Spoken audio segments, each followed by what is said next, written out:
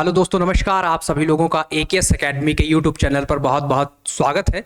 दोस्तों, जैसा कि हमने आपसे वादा किया था कि एमपीजीके के 500 पीवाईक्यूज हम आपको सॉल्व कराएंगे, उस कड़ी में ये आज का हमारा चौथा वीडियो है। और इस वीडियो में हम 301 से लेकर के 400 तक के आपके प्रश्न यहाँ पर जो है तो सॉल्व कराएंगे। इसके पहले हमने इस पर 3 वीडियो बना दिए हैं, जिनमें हर वीडियो में 100 क्वेश्चन वहां पर दिए गए हैं। अगर आपने उन वीडियोस को नहीं देखा है तो इस वीडियो के डिस्क्रिप्शन बॉक्स में जाइए, वहां पर आपको उनकी लिंक मिल जाएगी और आप उन वीडियो को देख लीजिए। तो आइए आज का वीडियो शुरू करते हैं और देखते हैं एमपीजीके के 100 महत्वपूर्ण पीवाईक्यूज। आज का हमारा सबसे पहला प्रश्न है, राष्ट्रीय कवि बाल कवि बैरागी का वास्तविक नाम क्या था? ये आपके एमपीपीएससी प्री में 2021 में प्रश्न आ चुका है। और जो आपका साहित्यकार और उनकी रचनाएं वाला टॉपिक है, उससे एमपीपीएससी में पिछले 3 साल से लगातार कोई न कोई प्रश्न आपके पेपर में आ रहा है। अगर आप 2023 का एमपीपीएससी प्री का पेपर उठा करके देखेंगे तो आपको उसमें 3 महत्वपूर्ण प्रश्न जो है तो वहां पर आपको देखने को मिलते हैं। उसमें आपने देखा होगा, बाल कृष्ण शर्मा नवीन की 2 रचनाएं पूछते हैं, किसके ऊपर लिखी गई हैं। मुकुल पूछी जाती है आपके सुभद्रा कुमारी चौहान की। इसके अलावा केशव दास की रामचंद्रिका पूछी जाती है।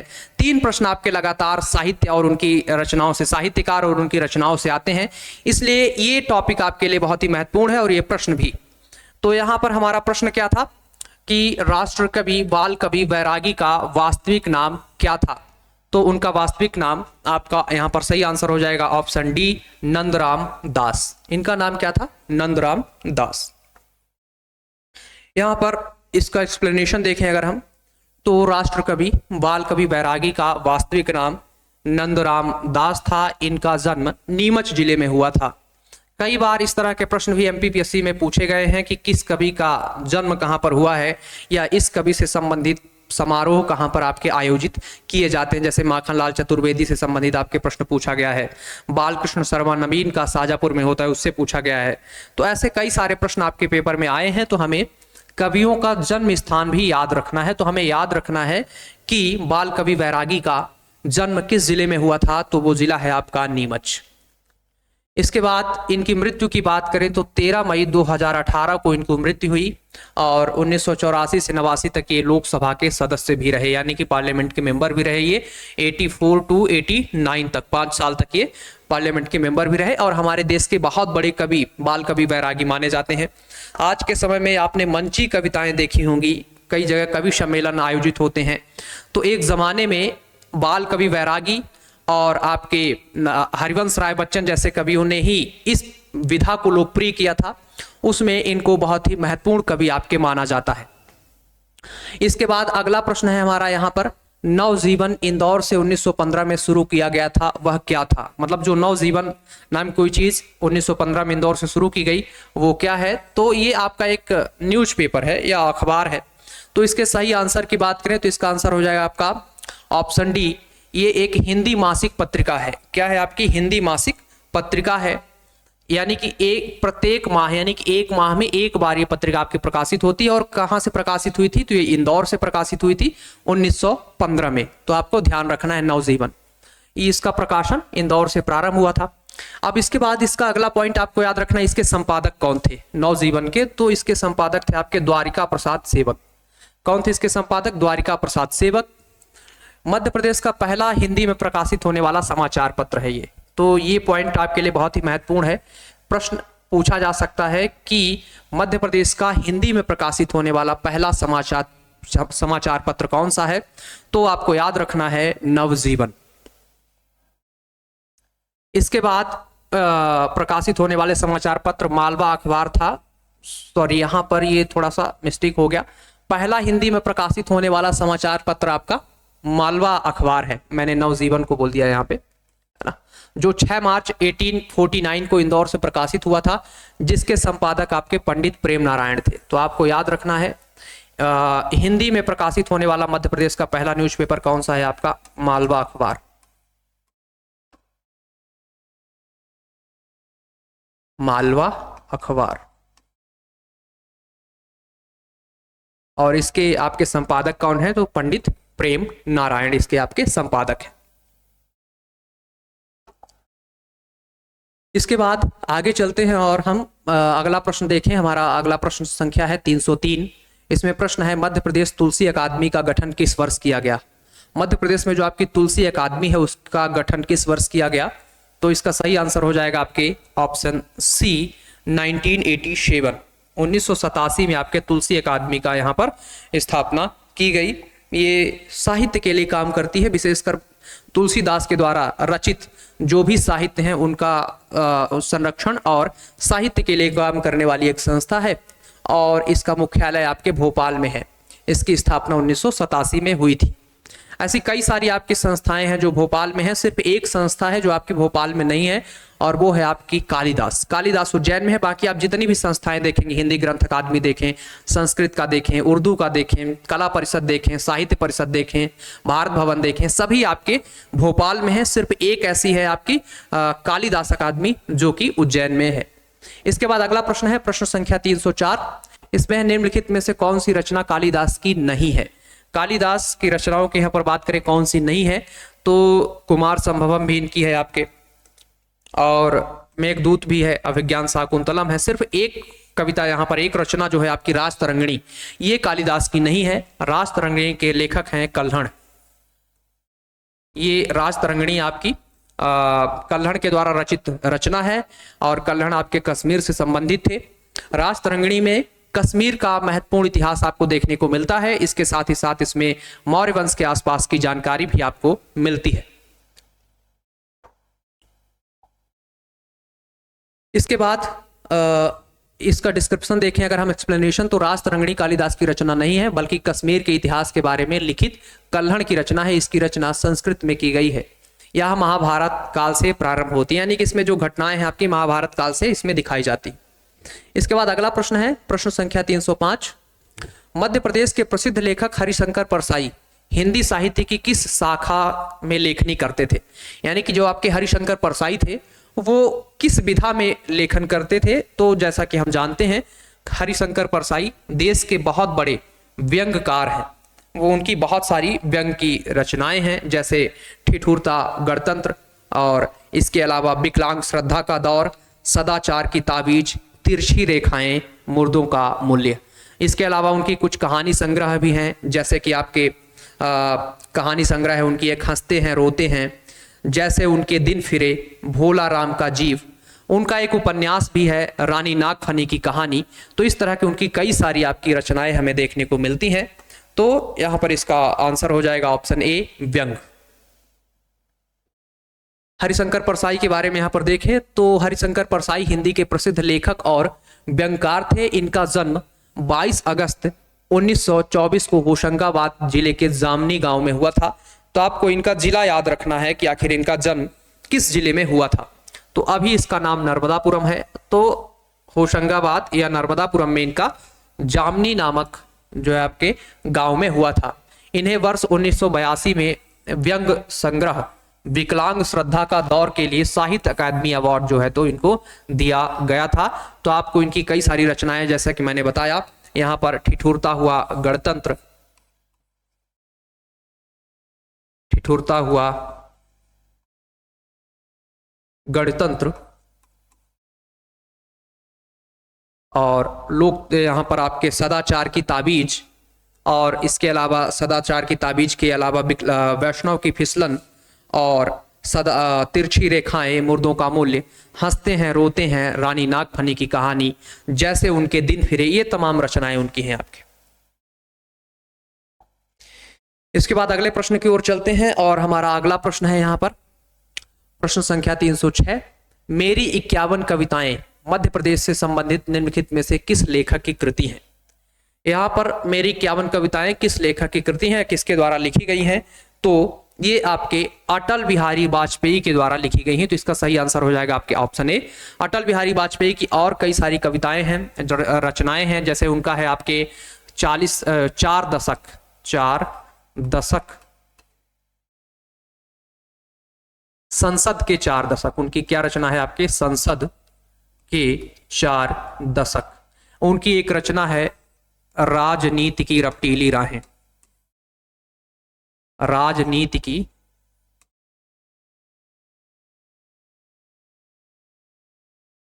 रपटीली राहें। उनकी एक और रचना है चुनी हुई कविताएं।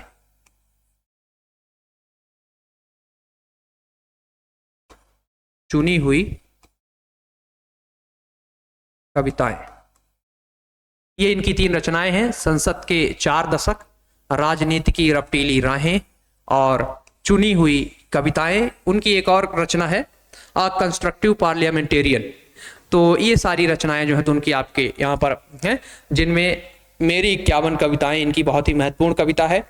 इसका जो विमोचन हुआ था इस पुस्तक का, उसमें उस समय के तत्कालीन प्रधानमंत्री पीवी नरसिम्हा राव जी आए हुए थे और उस समय के बहुत बड़े कवि शिवमंगल सिंह सुमन ने इनका जो है तो विमोचन किया था। अटल बिहारी वाजपेयी का जन्म यहाँ पर 25 दिसंबर 1924 को ग्वालियर में हुआ था। तो आपको याद रखना है इनका जन्म कहाँ हुआ था, ग्वालियर में। और ये एक प्रसिद्ध हिंदी के कवि, पत्रकार व प्रखर वक्ता थे। मेरी 51 कविताएं अटल बिहारी वाजपेयी की कृति हैं। इसके अलावा ये भारत के 3 बार प्रधानमंत्री भी बने, एक बार सबसे कम 14 दिन के लिए, फिर इसके बाद 1 साल के लिए और फिर उसके बाद 1998 से 2002 तक ये आपके जो है तो 5 साल के लिए भारत के प्रधानमंत्री बने। और इनका एक बहुत मुझे कविता बहुत शानदार लगती है कि गीत नया गाता हूं, जैसे टूटे हुए तारों से फूटे वासंती स्वर, पत्थर की छाती पे उग आया नव अंकुर, झरे सब पीले पात कोयल की कुहुक रात, प्राची में अरुणिमा की रेख देख पाता हूं, गीत नया गाता हूं, गीत नया गाता हूं। तो इनकी ये बहुत शानदार, बहुत सारी इनकी रचनाएं हैं। मेरी 51 कविताएं जो हैं उनमें से एक ये कविता है उनकी। ऐसी बहुत सारी उनकी कविताएं हैं, जैसे एक कविता है उनकी हिंदू तन मन हिंदू जीवन, रग रग मेरा हिंदू परिचय। तो ऐसी बहुत सारी जो है तो उनकी कविताएं हैं। अगला प्रश्न है हमारा 307। मुंशी प्रेमचंद का प्रसिद्ध उपन्यास गोदान आधारित है, यानी कि मुंशी प्रेमचंद का जो आपका गोदान उपन्यास है वो किस पर आधारित है? तो इसका सही आंसर हो जाएगा आपके यहाँ पर ऑप्शन बी, किसानों पर। जो गोदान है आपका ये किसानों पर आधारित उनका उपन्यास है। बहुत प्रसिद्ध उपन्यास है प्रेमचंद का। गोदान है, मैला आंचल है, इस तरह के जो है तो उनकी बहुत सारी रचनाएं हैं मुंशी प्रेमचंद की। इनके बारे में अगर हम देखें तो मुंशी प्रेमचंद द्वारा लिखित उपन्यास गोदान किसानों पर आधारित कृषि संस्कृति का महाकाव्य है। कृषि संस्कृति का क्या है, ये महाकाव्य है। इसमें प्रगतिवाद, गांधीवाद और मार्क्सवाद का सजीव चित्रण प्राप्त होता है।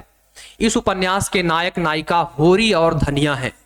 इनकी अन्य रचनाएं हैं सेवा सदन, कर्मभूमि, रंगभूमि, निर्मला, मंगलसूत्र आदि। इनका अंतिम उपन्यास अपूर्ण है। तो ये सारी इनकी जो है तो आपकी रचनाएं हैं, इनको आपको याद रखना चाहिए। मुंशी प्रेमचंद हमारे देश के सबसे बड़े उपन्यासकारों में से एक है। अगला हमारा प्रश्न है यहाँ पे प्रश्न संख्या 308। प्रश्न है मध्य प्रदेश एक भौगोलिक अध्ययन नामक पुस्तक किसके द्वारा लिखी गई है? मध्य प्रदेश एक भौगोलिक अध्ययन पुस्तक किसके द्वारा लिखी गई है? तो इसका सही आंसर हो जाएगा आपके option D, doctor Pramila Kumar. किसने लिखा है इस पुस्तक को? डॉक्टर प्रमिला कुमार के द्वारा यह पुस्तक आपकी लिखी गई है। इसके बाद यहां पर आगे चलें और अगला प्रश्न देखें, प्रश्न संख्या 309। ऐसे आए गांधी नामक पुस्तक के लेखक कौन है? प्रश्न है ऐसे आए गांधी नामक पुस्तक के लेखक कौन है? तो इस पुस्तक के लेखक हैं आपके, इसका सही आंसर हो जाएगा ऑप्शन बी, सुधीर सक्सेना। कौन है? सुधीर सक्सेना। क्योंकि गांधी जी मध्य प्रदेश में कई बार आए थे। वो सहयोग आंदोलन के समय आए, भारत छोड़ो आंदोलन के बाद आए और इसके बाद भी उन्होंने हिंदी सम्मेलन की एक अध्यक्षता की थी इंदौर में। तो कई बार जो है इंदौर गांधी जी आए थे और मध्य प्रदेश मतलब आए थे। तो उसी को लेकर के ये आपकी किताब लिखी है ऐसे आए गांधी, और लिखा किसने है? सुधीर सक्सेना में। ऐसे आए गांधी पुस्तक के लेखक सुधीर सक्सेना है। राष्ट्रपिता महात्मा गांधी आजादी के आंदोलन के दौरान अनेक बार मध्य प्रदेश की यात्रा पर आए और प्रदेश के स्वतंत्रता सेनानियों को संघर्ष के लिए प्रेरणा दी। यह पुस्तक गांधी के मध्य प्रदेश यात्रा एवं स्वतंत्रता आंदोलन में प्रदेश के लोगों की भागीदारी पर रोशनी डालती है। इसलिए ये किताब आपकी महत्वपूर्ण है और इसके लेखक भी आपको याद रखने चाहिए। कौन है आपके? सुधीर सक्सेना, ऐसे आए गांधी। इसके बाद अगला प्रश्न है प्रश्न संख्या 310। बिहारी लाल जो सतसई लिखने के लिए प्रसिद्ध थे, उनका जन्म कहाँ हुआ था? हमारे यहाँ के एक बहुत बड़े कवि हैं बिहारी, जैसे आप उनका एक बहुत दोहा चलता है कि गागर में सागर भरने का काम कौन करते थे? बिहारी करते थे। तो बिहारी लाल जो सतसई लिखने के लिए प्रसिद्ध थे, उनका जन्म कहाँ हुआ था? तो यहाँ पर इसका सही आंसर हो जाएगा आपके ऑप्शन बी। इनका जन्म आपके कहाँ पर हुआ था? तो इनका जन्म ग्वालियर में हुआ था। कहाँ पे हुआ था बिहारी जी का जन्म? ग्वालियर में। और ये ब्रज भाषा में जो है तो अपनी रचनाएं लिखते थे। किस में लिखते थे? ब्रज भाषा में जो है तो ये रचनाएं लिखते थे। इनका जन्म ग्वालियर में 1600 के आसपास हुआ था। इनकी रचनाओं का मुख्य स्वरूप श्रृंगार रस एवं का समावेश मिलता है। इनकी सारी रचनाएं बिहारी सतसई में समाहित है और ये रीति काल के कवि हैं आपके। तो इनकी अगर कभी पूछा जाए आपसे बिहारी सतसई या सतसई के लेखक कौन है, तो आपको बिहारी। इसके बाद प्रश्न संख्या है हमारा 311। मध्य प्रदेश के किस जिले में सोयाबीन का उत्पादन प्रारंभ हुआ था? यह प्रश्न आपके एमपीपीएससी प्री 2024 में आया था और पूछा गया है यहां पर कि मध्य प्रदेश के किस जिले में सोयाबीन का उत्पादन प्रारंभ हुआ था? तो इसका सही आंसर हो जाएगा आपके ऑप्शन डी, देवास। देवास से जो है तो आपके सोयाबीन का उत्पादन यहां पर प्रारंभ किया गया था। और देवास से हमारे यहाँ कॉफी का भी उत्पादन, वहां पे एक हिल स्टेशन है, कुकड़ू हिल्स पहाड़ी है एक, वहां से जो है तो 2 अंग्रेजों ने कॉफी का उत्पादन शुरू किया था। तो सोयाबीन मूल रूप से चीन की फसल है। मध्य प्रदेश में सोयाबीन का उत्पादन 1962 में जो है तो आपके देवास से शुरू हुई थी। और ये इसको याद कर, जैसे आपको ये याद करना है कि चीन की फसल है, तो 1962 में भारत और चीन का युद्ध हुआ था।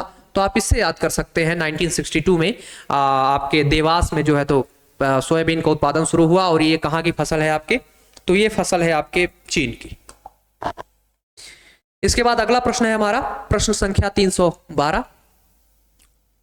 निम्न में से कौन सी वस्तु श्रेणी मध्य प्रदेश वैट अधिनियम 2002 के अनुसूची 2 के पार्ट 3 में सम्मिलित नहीं है? ये प्रश्न आपके जो एमपीपीएससी में टैक्सेशन असिस्टेंट का एग्जाम होता है उससे संबंधित है। और इसका सही आंसर हो जाएगा आपके ऑप्शन डी, नारियल का रेशा। नारियल का रेशा जो है तो आपके सूची 2 के पार्ट 3 में सम्मिलित नहीं है।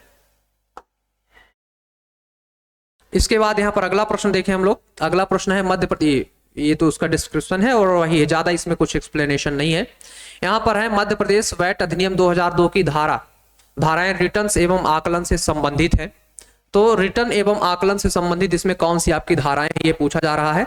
तो इसका सही आंसर हो जाएगा आपके ऑप्शन बी 18 और 19। धारा 18 और 19 जो है आपकी किससे संबंधित है? आपके रिटर्न और आकलन से संबंधित है। धारा 18 और 19 ये भी आपके टैक्सेशन असिस्टेंट में आया हुआ प्रश्न है। इसके बाद अगला प्रश्न है प्रश्न संख्या 314 और प्रश्न है निम्नलिखित में से कौन सा लेखांकन उद्देश्यों का एक भाग नहीं है? यानी कि जो आपका लेखांकन किया जाता है अकाउंटिंग, इन 4 विकल्पों में से इसमें से कौन सा चीज आपके उसमें नहीं आता, यानी कि लेखांकन में क्या नहीं आता? तो जैसे यहां पर है वित्तीय लेन देन का ब्यौरा, इसके लिए तो लेखांकन जरूरी है भाई, लेखांकन नहीं करेंगे तो आप ब्यौरा कैसे रखेंगे? और फिर इसके बाद है व्यवसाय के लिए रणनीति बनाना, तो रणनीति बनाने के लिए लेखांकन की आवश्यकता नहीं होती है। तो यहां पर सही आंसर हो जाएगा आपके ऑप्शन बी, व्यवसाय के लिए रणनीति बनाना। ये आपका लेखांकन का उद्देश्य नहीं होता, रणनीति बनाने के लिए लेखांकन की आवश्यकता नहीं होती आपके। इसके बाद अगला प्रश्न है प्रश्न संख्या 315। निम्नलिखित में से कौन सी फसलें मध्य प्रदेश की मुख्य अनाज फसलें हैं? यानी कि मध्य प्रदेश में मुख्य अनाज फसल, इनमें जो 4 विकल्प दिए गए हैं इनमें से कौन सी है? तो जैसे विकल्प ए देखें तो मक्का और ज्वार है। तो मक्का और ज्वार हमारे यहाँ की मुख्य फसल नहीं है और ना तो हम इसमें अग्रणी राज्य हैं उत्पादन में। बाजरा और मक्का ये भी नहीं है हमारे यहाँ की, क्योंकि ये सब सूखे प्रदेश जो जैसे राजस्थान है आपका और महाराष्ट्र कुछ एरिया में और फिर कर्नाटक वाले क्षेत्रों में ये ज्यादा होते हैं। रागी और ज्वार भी हमारे यहाँ का नहीं है। तो यहाँ पर जो ऑप्शन डी है आपका गेहूं और धान, हमारे यहाँ गेहूं और धान सबसे ज्यादा उत्पादित होता है। आप देखेंगे कि गेहूं में मध्य प्रदेश इस समय पे दूसरे नंबर पे है गेहूं उत्पादन में। तो और अनाज उत्पादन में भी, समग्र अनाज उत्पादन में भी मध्य प्रदेश दूसरे नंबर पे है। तो हम लोग गेहूं और धान का उत्पादन सबसे ज्यादा करते हैं, इसलिए इसका सही आंसर हो जाएगा आपके ऑप्शन डी गेहूं और धान। मध्य प्रदेश की प्रमुख अनाज फसल गेहूं और धान है। गेहूं के उत्पादन में मध्य प्रदेश का उत्तर प्रदेश के बाद दूसरा स्थान है, जबकि सोयाबीन में प्रथम स्थान पर है। इसे सोया प्रदेश भी कहा जाता है। यहाँ पर दो चीजें हैं, जैसे सोयाबीन में प्रथम स्थान है, तो एक है आपका यहाँ पर भारत का आर्थिक सर्वेक्षण। क्या है आपका? भारत का आर्थिक सर्वेक्षण है, आर्थिक सर्वेक्षण। इसमें सोयाबीन उत्पादन में आपका नंबर 1 पे है महाराष्ट्र।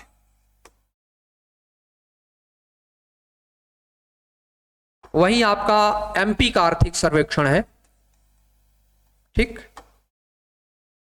आर्थिक सर्वेक्षण है, इकोनॉमिक सर्वे है जो आपका, उसमें एमपी पहले नंबर पे है। तो आपको ये ध्यान देना पड़ेगा कि जब भी आपके पेपर में प्रश्न आए तो ये देखना है कि वो किसके हिसाब से पूछ रहा है। अगर भारत के हिसाब से पूछ रहा है और भारत का जो इकोनॉमिक सर्वे है, इंडिया इकोनॉमिक सर्वे से प्रश्न पूछे, तो आपको यहाँ पर आंसर महाराष्ट्र देना है। और अगर वो मध्य प्रदेश के हिसाब से पूछे तो आपको आंसर एमपी देना है। अगर प्रश्न आए कि सोयाबीन उत्पादन में पहले स्थान पर कौन है, तो ध्यान रखना आप इन दोनों चीजों को। इसके बाद अगला है हमारा प्रश्न संख्या 316। मध्य प्रदेश के स्वयं के कर राजस्व में किस कर का योगदान सर्वाधिक है? मध्य प्रदेश में जो भी कर इकट्ठा होता है, एकत्र होता है, उसमें सबसे ज्यादा किसका पार्ट है यहाँ पर? तो इसका यहाँ पर देखें, भू राजस्व, राज्य उत्पादक शुल्क, राज्य वस्तु एवं सेवा कर, वाहन कर। तो यहाँ पर जो आपके state goods and service tax है, जो कि जीएसटी के अंतर्गत, एसजीएसटी जिसको बोलते हैं, तो ये सबसे ज्यादा पार्ट यहाँ पर है आपके पूरे टैक्स में। क्योंकि इस टाइम पे आप देखेंगे हमारे यहाँ जीएसटी का कलेक्शन लगातार बढ़ रहा है मध्य प्रदेश में और राष्ट्रीय स्तर पे दोनों जगह पे। तो हमारे पूरे राजस्व का सबसे जो बड़ा भाग है वो है आपका राज्य वस्तु एवं सेवा कर। इसका एक्सप्लेनेशन बहुत आवश्यक नहीं है, और यहाँ पर बस एक चीज ध्यान देना है, 37% कितना है आपका जीएसटी, यस जीएसटी जो हमारे यहाँ कलेक्ट होता है, state goods and service tax, वो टोटल जो राजस्व है, जितना भी हमें टैक्स प्राप्त होता है, उसका 37% है आपके। इसके बाद अगला प्रश्न है हमारा प्रश्न संख्या 317, और प्रश्न है 2020-21 में मध्य प्रदेश में कपास उत्पादन में निम्नलिखित में से कौन सा प्रथम स्थान पर था? कब पूछा जा रहा है ये आपके 2020-21 के हिसाब से पूछ रहे हैं ये, कि कपास उत्पादन में कौन प्रथम स्थान पर था। और ये प्रश्न आपके एमपीपीएससी 2023 में जो है तो आपके पेपर में आया हुआ है। तो यहां पर ऑप्शन इसका हो जाएगा सही ऑप्शन बी, खरगोन। और आज भी खरगोन ही आपका कपास उत्पादन मध्य प्रदेश में नंबर 1 पे है। खंडवा खरगोन आपके कपास उत्पादन के लिए प्रसिद्ध हैं। कपास आपकी काली मृदा में होती है, और काली मृदा आपके मालवा और निमाड़ वाले क्षेत्र में पाई जाती है। तो खरगोन में जो है आपके कपास का उत्पादन सबसे ज्यादा अब भी होता है, यानी कि 2023-24 का डाटा देखेंगे तब भी। इसके बाद अगला प्रश्न है प्रश्न संख्या 318।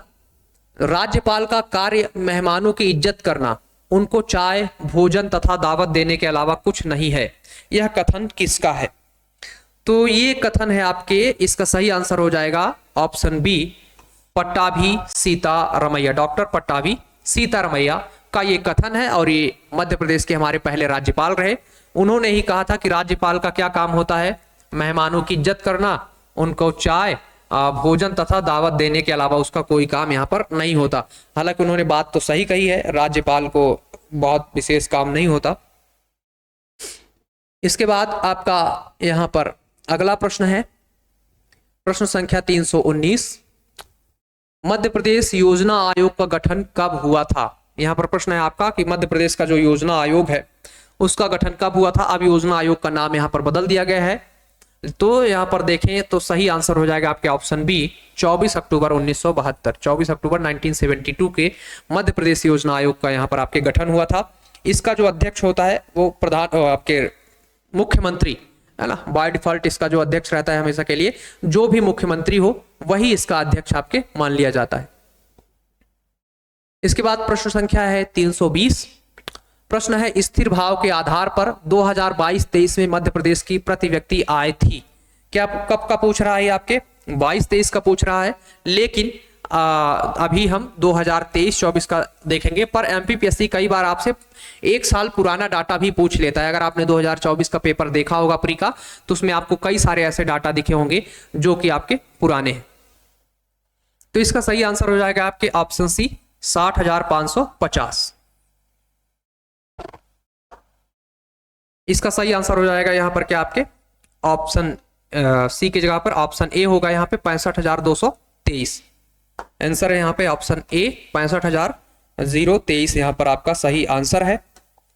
इसका अगर हम थोड़ा सा एक्सप्लेनेशन देखें तो स्थिर भावों के आधार पर प्रति व्यक्ति शुद्ध आय वर्ष 2021-22 में 61,534 रुपए थी, जो बढ़कर के 2022-23 में 65,023 हो गई है। तो इसका सही आंसर हो जाएगा 65,023, जो गत वर्ष की तुलना में 5.67% की वृद्धि दर्शाती है।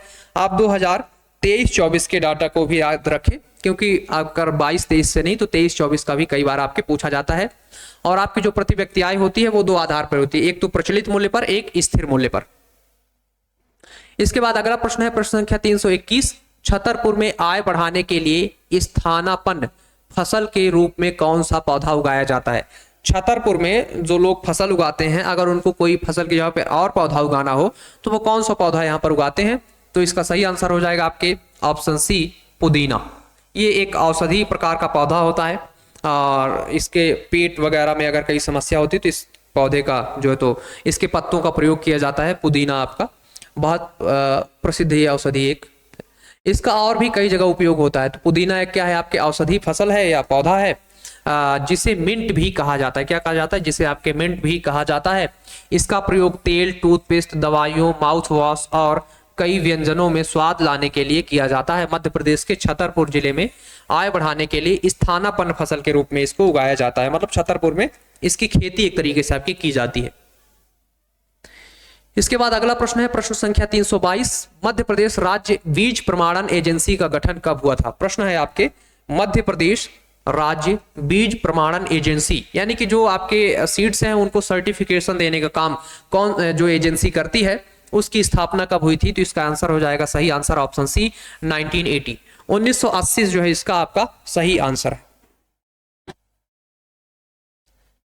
यहां पर देखें तो 1966 धारा 8 के अंतर्गत मध्य प्रदेश राज्य बीज प्रमाणन एजेंसी का गठन 21 जनवरी 1980 को हुआ था। कब हुआ था, 21 जनवरी 1980 को हुआ था। यह एक स्वशासी संस्था यानी कि ऑटोनॉमस जो है आपकी एजेंसी है, जो कि आपके सीड्स सर्टिफिकेशन का काम करती है। इसके बाद अगला प्रश्न है प्रश्न संख्या 323, बैतूल और छिंदवाड़ा का गेहूं ज्वार क्षेत्र किस कृषि जलवायु क्षेत्र के अंतर्गत आते हैं। जो आपका बैतूल और छिंदवाड़ा का गेहूं और ज्वार क्षेत्र है वो किस कृषि जलवायु क्षेत्र के अंतर्गत आता है। तो इसका सही आंसर हो जाएगा आपके ऑप्शन डी, सतपुड़ा का पठार। वैसे भी आपका जो छिंदवाड़ा और बैतूल वाला पूरा एरिया है वो सतपुड़ा पठार के सतपुड़ा पर्वत के अंतर्गत आता है। तो यहां पर सही आंसर हो जाएगा आपके ऑप्शन डी, सतपुड़ा का पठार। मध्य प्रदेश में मिट्टी, तापमान, वर्षा और फसलों के आधार पर कुल कितने क्षेत्रों में जलवायु को बांटा गया कृषि जलवायु को। तो 11 कृषि जलवायु क्षेत्र हमारे यहाँ मध्य प्रदेश में आपको याद रखना है। 11 कृषि जलवायु क्षेत्र हैं। बैतूल और छिंदवाड़ा का गेहूं ज्वार क्षेत्र सतपुड़ा का पठार जलवायु क्षेत्र के अंतर्गत आता है। सतपुड़ा के पठार में 1000 से 1200 मिलीमीटर वर्षा तथा उथली काली मिट्टी पाई जाती है आपके। तो हमें याद रखना है कि बैतूल और छिंदवाड़ा का जो गेहूं और ज्वार वाला क्षेत्र है वो सतपुड़ा पर्वतीय जलवायु क्षेत्र के अंतर्गत आता है। और मध्य प्रदेश में कुल 11 कृषि जलवायु क्षेत्र हैं आपके। इसके बाद अगला प्रश्न है प्रश्न संख्या 324, प्रश्न है मध्य प्रदेश राज्य कृषि विपणन बोर्ड किस वर्ष से कार्यरत हुआ है। हमारे यहाँ जो आपका राज्य कृषि विपणन बोर्ड है यानी कि Madhya Pradesh state agriculture marketing board, वो कब से कार्य करना शुरू किया है। तो इस प्रश्न का सही आंसर हो जाएगा आपके यहाँ पर ऑप्शन बी, इसने 1973 से जो है तो ये कार्य करना प्रारंभ किया है। यानी कब से कार्यरत है, 1973 से कार्यरत है। इसका उद्देश्य कृषि उत्पादन के विक्रेता को प्रतिस्पर्धात्मक मूल्य दिलाना, यानी कि जो वर्तमान में मूल्य चल रहा हो उस मूल्य पर उसकी वस्तुओं को बिकवाना इसका काम होता है। यहाँ पर बिचौलिए नहीं होते और उनका जैसे कि कोई भी आपका वस्तु है, धान है, गेहूं है, उसका प्रति कुंटल जो भाव निर्धारित होता है उस पर ही उसको जो है तो उसकी फसल को बिकवाने का इसका काम होता है। सही तौल के लिए व्यवस्था करना एवं उत्पाद को मूल्य का भुगतान कराना आदि काम जो है तो इसका होता है। इसके बाद अगला प्रश्न है यहाँ पर प्रश्न संख्या 325, सीधी का प्रमुख फसल उत्पादन है क्या। आपके सीधी का प्रमुख फसल यहाँ पर जो है आपके उत्पादन है उड़द की दाल, मसूर की दाल, अरहर की दाल, चना का दाल। तो इसका सही आंसर हो जाएगा आपके ऑप्शन सी, अरहर एक प्रमुख दलहनी फसल है और यह शाकाहारी भोजन में प्रोटीन का मुख्य स्रोत है। मध्य प्रदेश का सीधी जिला अरहर का प्रमुख उत्पादक है। हमारे यहाँ जो है तो अरहर सीधी में सबसे ज्यादा अरहर का जो है तो यहाँ पर उत्पादन होता है। हालांकि बदलते रहते हैं बीच बीच में, पर अरहर दालों का उत्पादन हमारे यहाँ होता है पर्याप्त मात्रा में। इसके बाद है प्रश्न संख्या 326, खंडवा की प्रमुख सब्जी उपज है। खंडवा में आपका कौन सा यहाँ पर जो है तो उत्पादन होता है? तो आलू है, टमाटर है, प्याज है, खीरा है। तो इसका सही आंसर हो जाएगा आपके यहाँ पर ऑप्शन सी, खंडवा प्याज का मुख्य उत्पादक है। खंडवा में सबसे ज्यादा क्या उत्पादित होता है? आपके प्याज का यहाँ पर उत्पादन होता है। यहाँ पर मिर्च का भी उत्पादन होता है। बेड़िया नामक एक मिर्च की मंडी है जो काफी प्रसिद्ध है।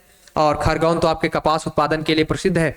और यहाँ पर आपके आलू की बात करें तो इसके लिए आपका इंदौर में सबसे ज्यादा आलू होता है। मटर की बात करें तो जबलपुर उसके लिए प्रसिद्ध है आपका। इसके बाद अगला प्रश्न है यहाँ पर प्रश्न संख्या 327, आत्मा परियोजना के सहयोग से किसानों द्वारा किस फसल का उत्पादन किया जाता है? जो आपकी योजना है आत्मा प्रोजेक्ट के तहत यहाँ पर किसानों द्वारा कौन सी फसल का उत्पादन होता है? स्ट्रॉबेरी, सेब, आम, अंगूर। तो यहाँ पर इसका सही आंसर हो जाएगा आपके ऑप्शन ए, आत्मा परियोजना के तहत स्ट्रॉबेरी खेती जो है तो हमारे यहाँ कराई जाती है। कौन सी खेती कराई जाती है? आत्मा परियोजना के अंतर्गत स्ट्रॉबेरी की खेती हमारे यहाँ मध्य प्रदेश में होती है। इसके बाद अगला प्रश्न है हमारा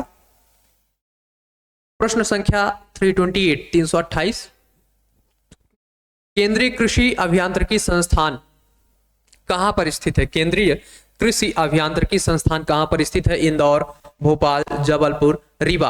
तो इसमें से सही आंसर हो जाएगा आपके ऑप्शन बी, यह संस्थान भोपाल में स्थित है। केंद्रीय कृषि अभियांत्रिकी संस्थान कहां पर है आपके?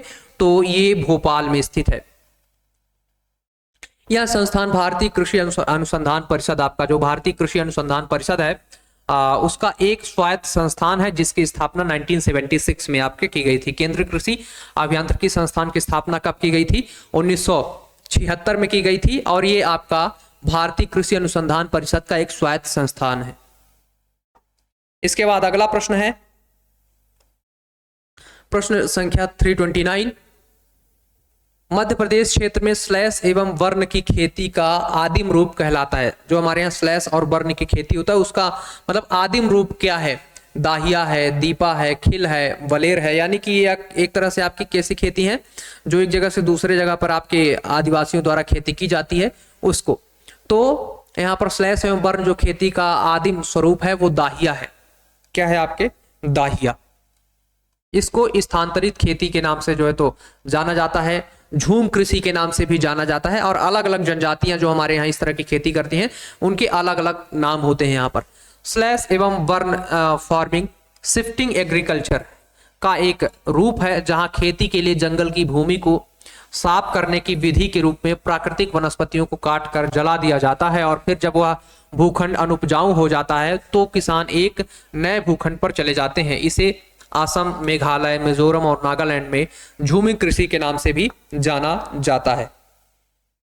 तो ये आपकी झूम कृषि या जो शिफ्टिंग फार्मिंग बोलते हैं स्थानांतरित कृषि के नाम से, यानी कि एक जगह पर क्या करते हैं जंगल को काट करके वहां पर खेती करते हैं। जब वहां से उत्पादन कम हो जाता है तो दूसरे जगह जो है तो चले जाते हैं। सरकार ने इसको रोकने के लिए बहुत सारे कई उपाय और कई योजनाएं जो है तो चलाई हैं, क्योंकि इससे क्या होगा आपका जंगल नष्ट होता है और जगह जगह जो है तो आपके वनस्पतियों का नुकसान होता है। इसके बाद अगला प्रश्न है प्रश्न संख्या 330। यहां पर इस प्रश्न की बात करें तो मध्य प्रदेश में अप्रत्याशित भौगोलिक क्षेत्र का प्रतिशत क्या है? अप्रत्याशित भौगोलिक क्षेत्र का आपके प्रतिशत यहां पर क्या है? जो दुर्लभ और मूल्यवान जड़ी बूटियों और औषधि पौधों से संपन्न है। तो इसका सही आंसर हो जाएगा आपके ऑप्शन डी। यहां पर आपका जो पूरा क्षेत्रफल है वो 30% है। कितना है? हमारे यहाँ जड़ी बूटियों दुर्लभ जो हमारे यहाँ उत्पाद है उनसे कितना प्रतिशत क्षेत्र है? 30%। 30% यहाँ पर आपके क्षेत्र है जहां पर दुर्लभ और मूल्यवान जड़ी बूटियां और औषधि पौधे संपन्न रूप से पाए जाते हैं। इसके बाद अगला प्रश्न है हमारा प्रश्न संख्या 331। मध्य प्रदेश सरकार ने मध्य प्रदेश कृषि लागत और विपणन आयोग का गठन कब किया? मध्य प्रदेश सरकार ने मध्य प्रदेश कृषि लागत और विपणन आयोग का गठन कब किया? 2016, 17, 14, 15। तो ये इसका सही आंसर हो जाएगा आपके ऑप्शन बी।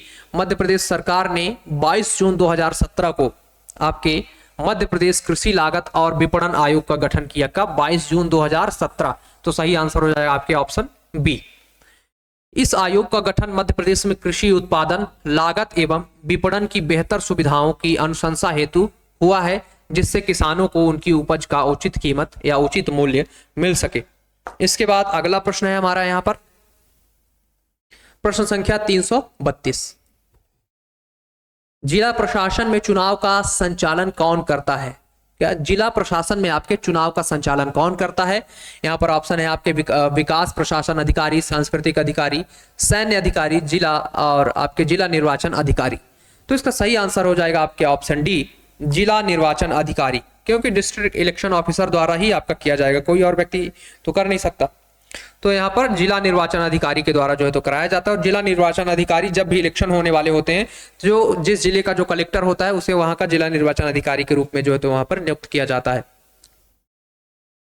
यहाँ पर अगर देखें इसका एक्सप्लेनेशन, तो जिला प्रशासन में चुनाव का संचालन जिस जिला निर्वाचन अधिकारी करता है, यह संसदीय और विधान क्षेत्र में चुनाव कराने के लिए जिम्मेदार है।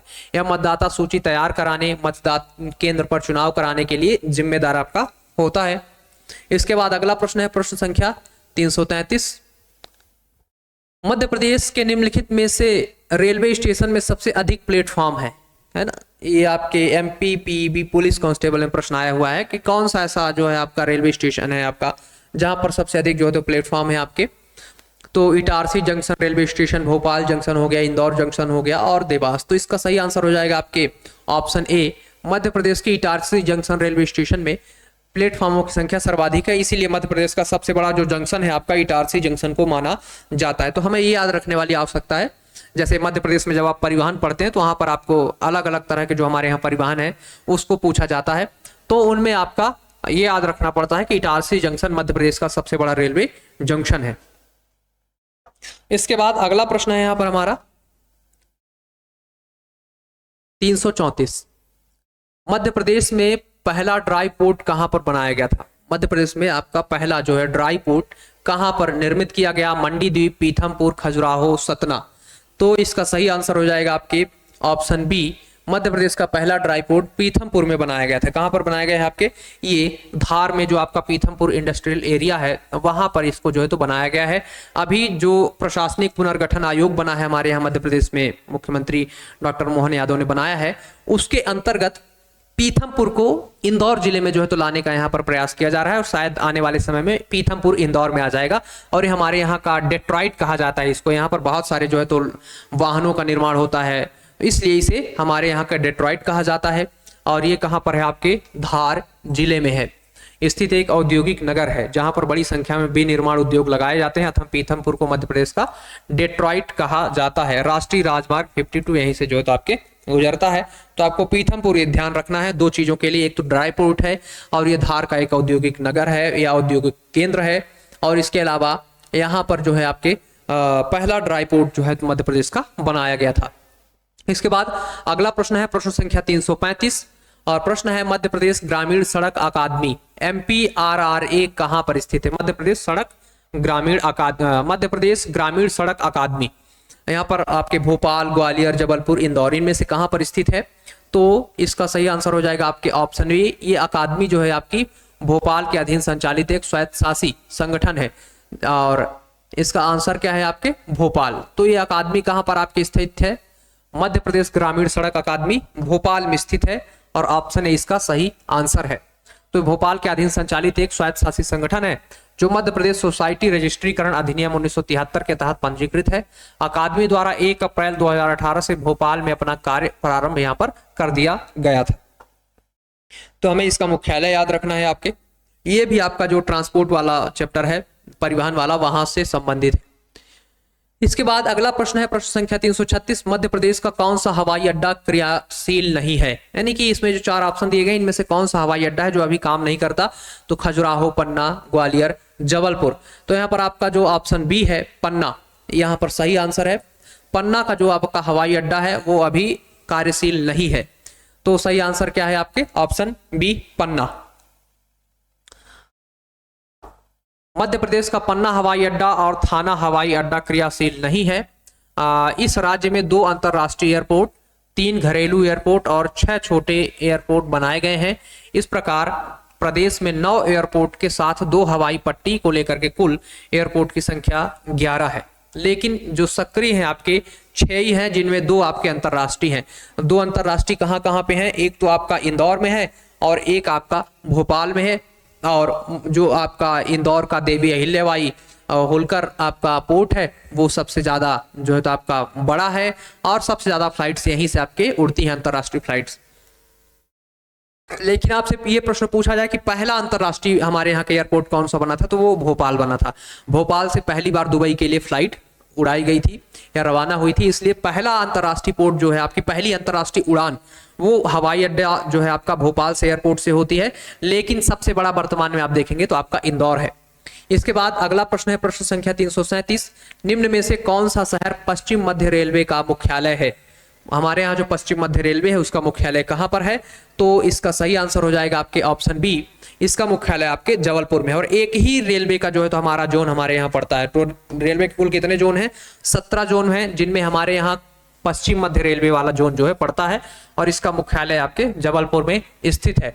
जबलपुर रेलवे मंडल का गठन 1 अप्रैल 1952 को जो है तो हुआ था। इस मंडल में विभिन्न श्रेणियों के कुल 112 स्टेशन है। उपलब्ध आंकड़ों के अनुसार भारतीय रेलवे में कुल 19 मंडल व 70 यहाँ पर जो संभाग है। तो आपको याद रखना है कि पश्चिम मध्य रेलवे का मुख्यालय कहां पर है? आपके जबलपुर में, और एक ही मात्र मुख्यालय है हमारे यहाँ। 17 जो इसके जोन है अलग अलग, उनमें से आपका एक ही है। इसके बाद अगला प्रश्न है 338, निम्न में से कौन सा शहर पश्चिम मध्य रेलवे का मुख्यालय है? पश्चिम मध्य रेलवे का जो है तो मुख्यालय है यहाँ पर। तो इसका सही आंसर हो जाएगा आपके ऑप्शन बी, पश्चिम मध्य रेलवे का मुख्यालय जबलपुर में स्थित है। ये प्रश्न दोनों एक ही है ना। इसके बाद हम अगले प्रश्न की ओर चलते हैं क्योंकि ये दोनों प्रश्न सेम है। इसके बाद अगला प्रश्न है प्रश्न संख्या 339। प्रश्न है मध्य प्रदेश में भारतीय विमानपत्तन प्राधिकरण AAI द्वारा निम्नलिखित में से कौन से एक परिचालित हवाई अड्डे का स्वामित्व और रख रखाव किया जाता है? हमारे यहाँ जो ये 4 आपके ऑप्शन दिए गए हैं, खंडवा, पन्ना, सतना, खजुराहो, इसमें से पूछा जा रहा है कि भारतीय विमानपत्तन जो आपका प्राधिकरण है उसके द्वारा निम्नलिखित में से किस हवाई अड्डे का स्वामित्व और रख रखाव किया जाता है? तो इसका स्वामित्व और रख रखाव जो है आपके, तो यहाँ पर जो ऑप्शन डी है आपका सही आंसर होगा। खजुराहो जो आपका हवाई अड्डा है उसका रख रखाव आपका कौन करता है? भारतीय विमान प्राधिकरण जो है आपका, उसके द्वारा यहाँ पर किया जाता है। खजुराहो में बहुत सारे अंतर्राष्ट्रीय पर्यटक जो है तो यहाँ पर घूमने फिरने के लिए आते हैं, क्योंकि यहाँ पर बहुत सारी आपके अलग अलग चीजें हैं जो कि ऐतिहासिक चीजें बनाई गई हैं खजुराहो में। तो यहाँ पर अड्डे स्वामित्व और रख रखाव का काम किसके द्वारा किया जाता है? भारतीय विमान प्राधिकरण के द्वारा। मध्य प्रदेश में 2 अंतर्राष्ट्रीय हवाई अड्डे हैं, इंदौर और आपका भोपाल। तो खजुराहो आपको याद रखना है, इसका रख रखाव कौन करता है? भारतीय विमानपत्तन प्राधिकरण। इसके बाद अगला प्रश्न है प्रश्न संख्या 340, निम्नलिखित में से कौन सा मध्य प्रदेश में पहला ISO प्रमाणित रेलवे स्टेशन है? मध्य प्रदेश का कौन सा रेलवे स्टेशन है जिसको आपके इंटरनेशनल स्टैंडर्ड जो है तो इसका वो मिला है, आपको दर्जा दिया गया है? हबीबगंज, खुरई, भोपाल, इंदौर। तो इसका सही आंसर हो जाएगा आपके यहाँ पर option A, Habibganj railway station Madhya Pradesh का पहला ISO प्रमाणित रेलवे स्टेशन है ना। भोपाल नाम में आ जाता है तो हबीबगंज का आप जब नाम क्या हो गया आपके, तो रानी कमलापति रेलवे स्टेशन हो गया है। और वो एक प्राइवेट आपका है, यानी कि निजी हाथों में है। बंसल ग्रुप जो है तो आपके हबीबगंज रेलवे स्टेशन या हम कहें रानी कमलापति रेलवे स्टेशन का रख रखाव करता है। और ये मध्य प्रदेश का पहला आपका रेलवे स्टेशन है जिसको ISO का जो है तो यहाँ पर प्रमाणित किया गया है। रेल मंत्रालय ने जून 2017 में इसका निजीकरण कर दिया और यह अब बंसल ग्रुप द्वारा आपके संचालित है। इसका पुनर्निर्माण जर्मनी के हीडलबर्ग रेलवे स्टेशन की तर्ज पर जो है तो किया गया है। कहाँ के हिसाब से किया गया है? जर्मनी के हीडलबर्ग रेलवे स्टेशन की तर्ज पर किया गया है। मध्य प्रदेश में भोपाल के हबीबगंज रेलवे स्टेशन का नाम बदलकर वर्तमान में रानी कमलापति है आपकी। इसके बाद अगले प्रश्न की ओर चलते हैं और अगला प्रश्न है हमारा प्रश्न संख्या 341। प्रश्न है ग्वालियर से भिंड तक ग्वालियर लाइट रेलवे की शुरुआत किस वर्ष की गई थी? आपका जो कहां से? भिंड से ग्वालियर तक लाइट रेलवे है, उसकी शुरुआत किस वर्ष की गई थी? तो इसका सही आंसर हो जाएगा आपके ऑप्शन सी। इसकी शुरुआत 1899 में हुई थी। कब हुई थी? सही आंसर है ऑप्शन सी, और शुरुआत 1899 में जो है तो हुई थी। ग्वालियर लाइट रेलवे की शुरुआत ग्वालियर राज्य के तत्कालीन महाराजा माधवराव सिंधिया द्वारा कराई गई थी तथा ग्वालियर से श्योपुर की शुरुआत 1904 में हुई थी। 1908 में बीरपुर तक लाइन को बढ़ाया गया था। तो यानी कि ग्वालियर लाइट रेलवे जो है तो आपके 1899 में हुई थी, और वहां के जो महाराज माधवराव सिंधिया थे उन्होंने जो है तो इसको शुरू कराया था। इसके बाद अगला प्रश्न है हमारा प्रश्न संख्या 342। निम्नलिखित में से मध्य प्रदेश के किस शहर में जवाहरलाल नेहरू कृषि विश्वविद्यालय स्थित है? प्रश्न है आपका कि निम्नलिखित में से मध्य प्रदेश के किस शहर में जवाहरलाल नेहरू कृषि विश्वविद्यालय स्थित है? तो इसका सही आंसर हो जाएगा आपके option C, Indore. Sorry D है ना, जबलपुर है ना, इंदौर नहीं, जबलपुर। क्या है ऑप्शन डी? इसका सही आंसर है आपके जबलपुर। यहां पर आपके जबलपुर में जवाहरलाल नेहरू कृषि विश्वविद्यालय स्थित है। तो जवाहरलाल नेहरू कृषि विश्वविद्यालय मध्य प्रदेश के जबलपुर में स्थित है, एक कृषि विश्वविद्यालय है। इसकी स्थापना 1964 में हुई थी। तो आपको स्थापना भी याद रखनी पड़ेगी, क्योंकि हमारे यहाँ के सबसे बड़ा कृषि विश्वविद्यालय है मध्य प्रदेश का। तो इसका आप लोग स्थापना वर्ष भी याद रखें, 1964। और है कहां पर? तो ये आपके जबलपुर में है। इसके बाद अगला प्रश्न है यहाँ पर, एशियाई खेल 2023 में कांस्य पदक विजेता मध्य प्रदेश के ऐश्वर्य प्रताप सिंह तोमर का संबंध किस खेल से है? ऐश्वर्य प्रताप सिंह आपके किस खेल से संबंधित है? क्योंकि इन्होंने 2023 में एशियाई खेलों में कांस्य पदक जीता है और इनको अर्जुन पुरस्कार भी मिल चुका है पिछले साल। तो ये किस खेल से संबंधित है? तो ये आपके शूटिंग से संबंधित है। किससे संबंधित है? तो ये आपके शूटिंग से संबंधित है। ऐश्वर्य प्रताप सिंह तोमर शूटिंग से संबंधित है। अभी आपने देखा होगा रूबीना फ्रांसिस जो है उनको भी आपके अर्जुन अवार्ड मिला है, और वो भी मध्य प्रदेश की हैं, और वो शूटिंग से वो भी संबंध रखती हैं। इसका सही आंसर है आपके ऑप्शन डी, एशियाई खेल 2023 में कांस्य पदक विजेता मध्य प्रदेश के ऐश्वर्य प्रताप सिंह तोमर निशानेबाजी शूटिंग से संबंधित है। उन्होंने 2019 एशियाई शूटिंग चैंपियनशिप में 50 मीटर राइफल की पोजीशन स्पर्धा में कांस्य पदक जीता है। तो हमें ये भी याद रखना है कि वो किस स्पर्धा में भाग लेते हैं। तो 50 मीटर राइफल 3 पोजीशन में भाग लेते हैं, क्योंकि 10 मीटर भी होता है, 100 मीटर का भी होता है, 25 मीटर का भी होता है। तो हमें याद रखना है इन्होंने किस में मिला था? इनको 50 मीटर में। तो अगर कभी डीप में प्रश्न पूछा जाए तो ये याद रखना है 50 मीटर। इसके बाद अगला प्रश्न है प्रश्न संख्या 344। मध्य प्रदेश का पहला मेडिकल डिवाइस पार्क कहां पर स्थापित किया जा रहा है? क्या मध्य प्रदेश का पहला मेडिकल डिवाइस पार्क कहां पर स्थापित किया जा रहा है? तो इसका सही आंसर हो जाएगा आपके ऑप्शन ए, मध्य प्रदेश का पहला medical device park manufacturing park Ujjain में बनाने की उम्मीद है, या उज्जैन में प्रस्तावित है। कहां पर है आपके? उज्जैन में। मध्य प्रदेश का पहला मेडिकल डिवाइस पार्क कहां बनाया जाएगा? उज्जैन में। यह पार्क इंदौर से लगभग 50 किलोमीटर दूर विक्रम उद्योग में स्थित होगा। विक्रम आपके जो विश्वविद्यालय है उज्जैन में, उसके पास में जो है आपका स्थित होगा, और उज्जैन में बनाया जाएगा। इसके बाद अगला प्रश्न है यहाँ पर प्रश्न संख्या 345। प्रश्न है, किस राजा ने अपनी राजधानी को उज्जैन से धार स्थानांतरित किया, जहां उन्होंने संस्कृत अध्ययन के लिए एक विश्वविद्यालय की स्थापना की? क्या है प्रश्न आपका? किस राजा ने अपनी राजधानी को उज्जैन से धार स्थानांतरित किया, जहां उन्होंने संस्कृत अध्ययन के लिए एक विश्वविद्यालय की स्थापना की? तो ये है आपके भोजदेव या राजा भोज। कौन? भोजदेव या राजा भोज। इन्होंने यहाँ पर एक विद्यालय बनवाया है जिसका नाम मतलब उसे भोजशाला भी कहा जाता है। तो परमार वंश के शासक राजा भोजदेव ने राजधानी अपने उज्जैन से धार स्थानांतरित की। धार मालवा के आसपास के क्षेत्र में स्थित था। यहाँ पर राजा भोज ने संस्कृत अध्ययन के लिए एक विश्वविद्यालय की स्थापना की, जिसे बाद में भोजशाला के नाम से जाना जाता है। और ये आज के समय में काफी विवादित है। हिंदू मुस्लिम दोनों इसमें अपने अपने जो है तो याचिकाएं लेकर के सुप्रीम कोर्ट और हाई कोर्ट की जो है तो वहां पर चल रहा है बात की जो ये आपका इमारत है वो भोजशाला है कि कोई मुस्लिमों के द्वारा बनाया गया कोई इमारत है। इसको लेकर के अभी जो केस है वो कोर्ट में है आपके।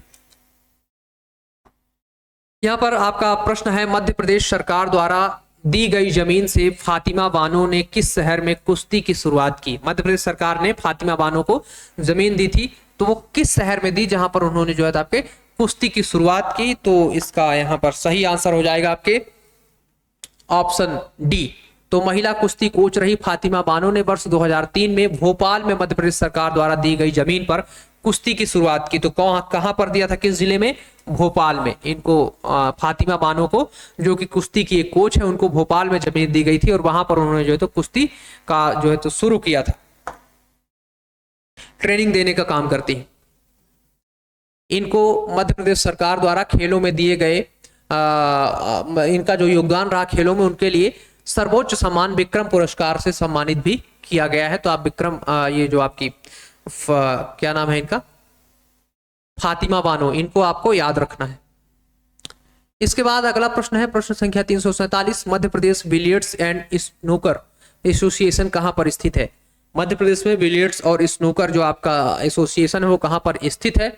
तो इसका सही आंसर हो जाएगा आपके ऑप्शन डी। ये बिलियर्ड्स एवं स्नूकर एसोसिएशन मध्य प्रदेश के इंदौर शहर में स्थित है। कहां पर है? ये इंदौर शहर में स्थित है। जैसे बिलियर्ड्स और स्नूकर जो खेल होते हैं वो हमेशा बड़े लोग खेलते हैं, और इसमें जो है तो एक टेबल पे कई सारे छोटे छोटे बॉल्स होते हैं, उनमें एक बड़ा सा आपका स्टिक से उसको जो है तो एक जगह पे ले जाना होता है। तो बिलियर्ड्स और स्नूकर बड़े शहरों में होता है, बड़े लोग खेलते हैं। तो हमारे यहाँ का सबसे बड़ा शहर क्या है? आपका इंदौर है, इसलिए इसका एसोसिएशन कहां पर बनाया जाएगा? आपके इंदौर में बनाया जाएगा। इस तरह से आप इसको याद रख सकते हैं। इसके बाद अगला प्रश्न है प्रश्न संख्या 348, एमपी राज्य बैडमिंटन अकादमी कहां पर स्थित है? मध्य प्रदेश राज्य बैडमिंटन अकादमी कहां पर स्थित है? भोपाल, इंदौर, ग्वालियर, जबलपुर। तो राज्य बैडमिंटन अकादमी, इसका सही आंसर हो जाएगा आपके ऑप्शन बी। बैडमिंटन अकादमी मध्य प्रदेश के ग्वालियर जिले में स्थित है। कहां पर स्थित है? ग्वालियर जिले में स्थित है। इसकी स्थापना 2010 में हुई। मध्य प्रदेश बैडमिंटन एसोसिएशन की जो है तो यहाँ पर स्थापना 1946 में जबलपुर में हुआ था। तो बैडमिंटन अकादमी जो है आपकी कहां पर है? ग्वालियर में है, और बैडमिंटन एसोसिएशन जो है आपका जबलपुर में है। तो दोनों आपको याद रखना है। इसके बाद अगला प्रश्न है प्रश्न संख्या 349, मध्य प्रदेश मेडिकल काउंसिलिंग की स्थापना किस वर्ष में की गई? मध्य प्रदेश मेडिकल काउंसिलिंग की स्थापना किस वर्ष में की गई? तो इसका सही आंसर हो जाएगा आपके ऑप्शन सी। मध्य प्रदेश मेडिकल काउंसिलिंग की स्थापना वर्ष 1996 में भोपाल शहर में की गई थी। तो कब इसकी स्थापना की गई? 1996 में की गई, और ये कहां पर है? आपके भोपाल शहर में है। इसकी स्थापना मध्य प्रदेश आयुर्विज्ञान परिषद अधिनियम 1987 के तहत जो है तो की गई थी। तो आपको याद रखना है, मध्य प्रदेश मेडिकल काउंसिलिंग संस्थान की स्थापना 1996 में, और कहां पर है? तो भोपाल में। इसके बाद अगला प्रश्न है प्रश्न संख्या 350, मध्य प्रदेश में होलकर क्रिकेट स्टेडियम की बैठने की क्षमता क्या है? 20,000, 30,000, 15,000, 35,000। तो होलकर स्टेडियम कहां पर है आपके? तो मध्य प्रदेश के इंदौर शहर में है, और यहाँ पर कई सारे अंतरराष्ट्रीय और आईपीएल जैसे मैच यहाँ पर खेले जाते हैं। मध्य प्रदेश के इंदौर शहर में स्थित होलकर स्टेडियम में जो बैठने की क्षमता है वो कितनी है? 30,000 है। तो इसका सही आंसर हो जाएगा आपके ऑप्शन सी, 30,000। इसकी स्थापना 1990 में की गई थी। यहाँ पर पहला अंतरराष्ट्रीय मैच 15 अप्रैल 2006 को भारत और इंग्लैंड के मध्य खेला गया था। इसके पहले मध्य प्रदेश का जो आपके इंदौर में ही नेहरू स्टेडियम है, वहां पर आपके अंतरराष्ट्रीय मैच होते थे। लेकिन जब 1990 से आपका होलकर स्टेडियम बना और उसको नेहरू से बेहतर बना, तो अब जो है यहाँ पर आपके ज्यादातर अंतरराष्ट्रीय और राष्ट्रीय मैच होते हैं। इसके बाद अगला प्रश्न है प्रश्न संख्या 351, मध्य प्रदेश योग संघ की स्थापना किस वर्ष में की गई? मध्य प्रदेश योग संघ जो है आपका यहाँ पर योगा एसोसिएशन की स्थापना कब की गई? तो इसका सही आंसर हो जाएगा आपके ऑप्शन सी। इसकी स्थापना वर्ष 2006 में की गई थी। इसका उद्देश्य योगा को प्रोत्साहित करना एवं लोगों को स्वस्थ रखने के लिए जो है तो यहाँ पर किया गया था। तो आपको याद रखना है, योगा एसोसिएशन की स्थापना वर्ष 2006 में की गई है आपके मध्य प्रदेश में। इसके बाद अगला प्रश्न है प्रश्न संख्या 352, मध्य प्रदेश एथलेटिक्स एसोसिएशन किस शहर में स्थित है? मध्य प्रदेश एथलेटिक्स एसोसिएशन किस शहर में स्थित है? ऑप्शन है आपके इंदौर, रीवा, भोपाल, उज्जैन। तो इसका सही आंसर हो जाएगा आपके ऑप्शन सी। एथलेटिक्स जो है आपका संघ ये भोपाल में स्थित है। कहां पर है ये? आपके भोपाल में है। मध्य प्रदेश की राजधानी भोपाल में आपका मध्य प्रदेश एथलेटिक्स एसोसिएशन स्थित है। यहाँ पर और कई सारी संस्थाएं हैं आपकी भोपाल में खेल से संबंधित। अगला प्रश्न है प्रश्न संख्या 353, मध्य प्रदेश की खिलाड़ी चिंकी यादव किस खेल से संबंधित है? ये प्रश्न आपके एमपीपीएससी प्री 2022 में आ चुका है। चिंकी यादव के बारे में पूछा गया, वो किस खेल से संबंधित है? तो इसका सही आंसर हो जाएगा आपके यहाँ पर ऑप्शन ए, चिंकी यादव का संबंध निशानेबाजी से है। चिंकी यादव का संबंध काहे से है? निशानेबाजी से है। और इनका संबंध आपके जिले की बात करें तो ये जबलपुर से हैं। तो चिंकी यादव को आप याद रखेंगे। अभी मैंने एक नाम लिया था रुबीना फ्रांसिस और एक और नाम लिया था ऐश्वर्य प्रताप सिंह तोमर। ये तीन के तीनों लोग जो है आपके निशानेबाजी से संबंधित है। चिंकी यादव का संबंध निशानेबाजी से है। इन्होंने 2021 में संपन्न हुए ISSF इंटरनेशनल आपका जो शूटिंग फेडरेशन है उसके द्वारा जो आपका वर्ल्ड कप कराया जाता है उसमें 25 मीटर पिस्टल प्रतिस्पर्धा में इन्होंने गोल्ड मेडल हासिल किया था। यह मध्य प्रदेश के भोपाल की रहने वाली है। कहाँ की हैं? आपके भोपाल की रहने वाली हैं। आपको याद रखना है इनका जिला क्या है? भोपाल है। मैंने अभी गलती से जबलपुर बता दिया था। रुबीना फ्रांसिस का जबलपुर है, उनको अभी अर्जुन अवार्ड मिला है और वो जबलपुर से है। चिंकी यादव कहाँ से है? आपकी भोपाल से है। इसके बाद अगला प्रश्न है प्रश्न संख्या 354।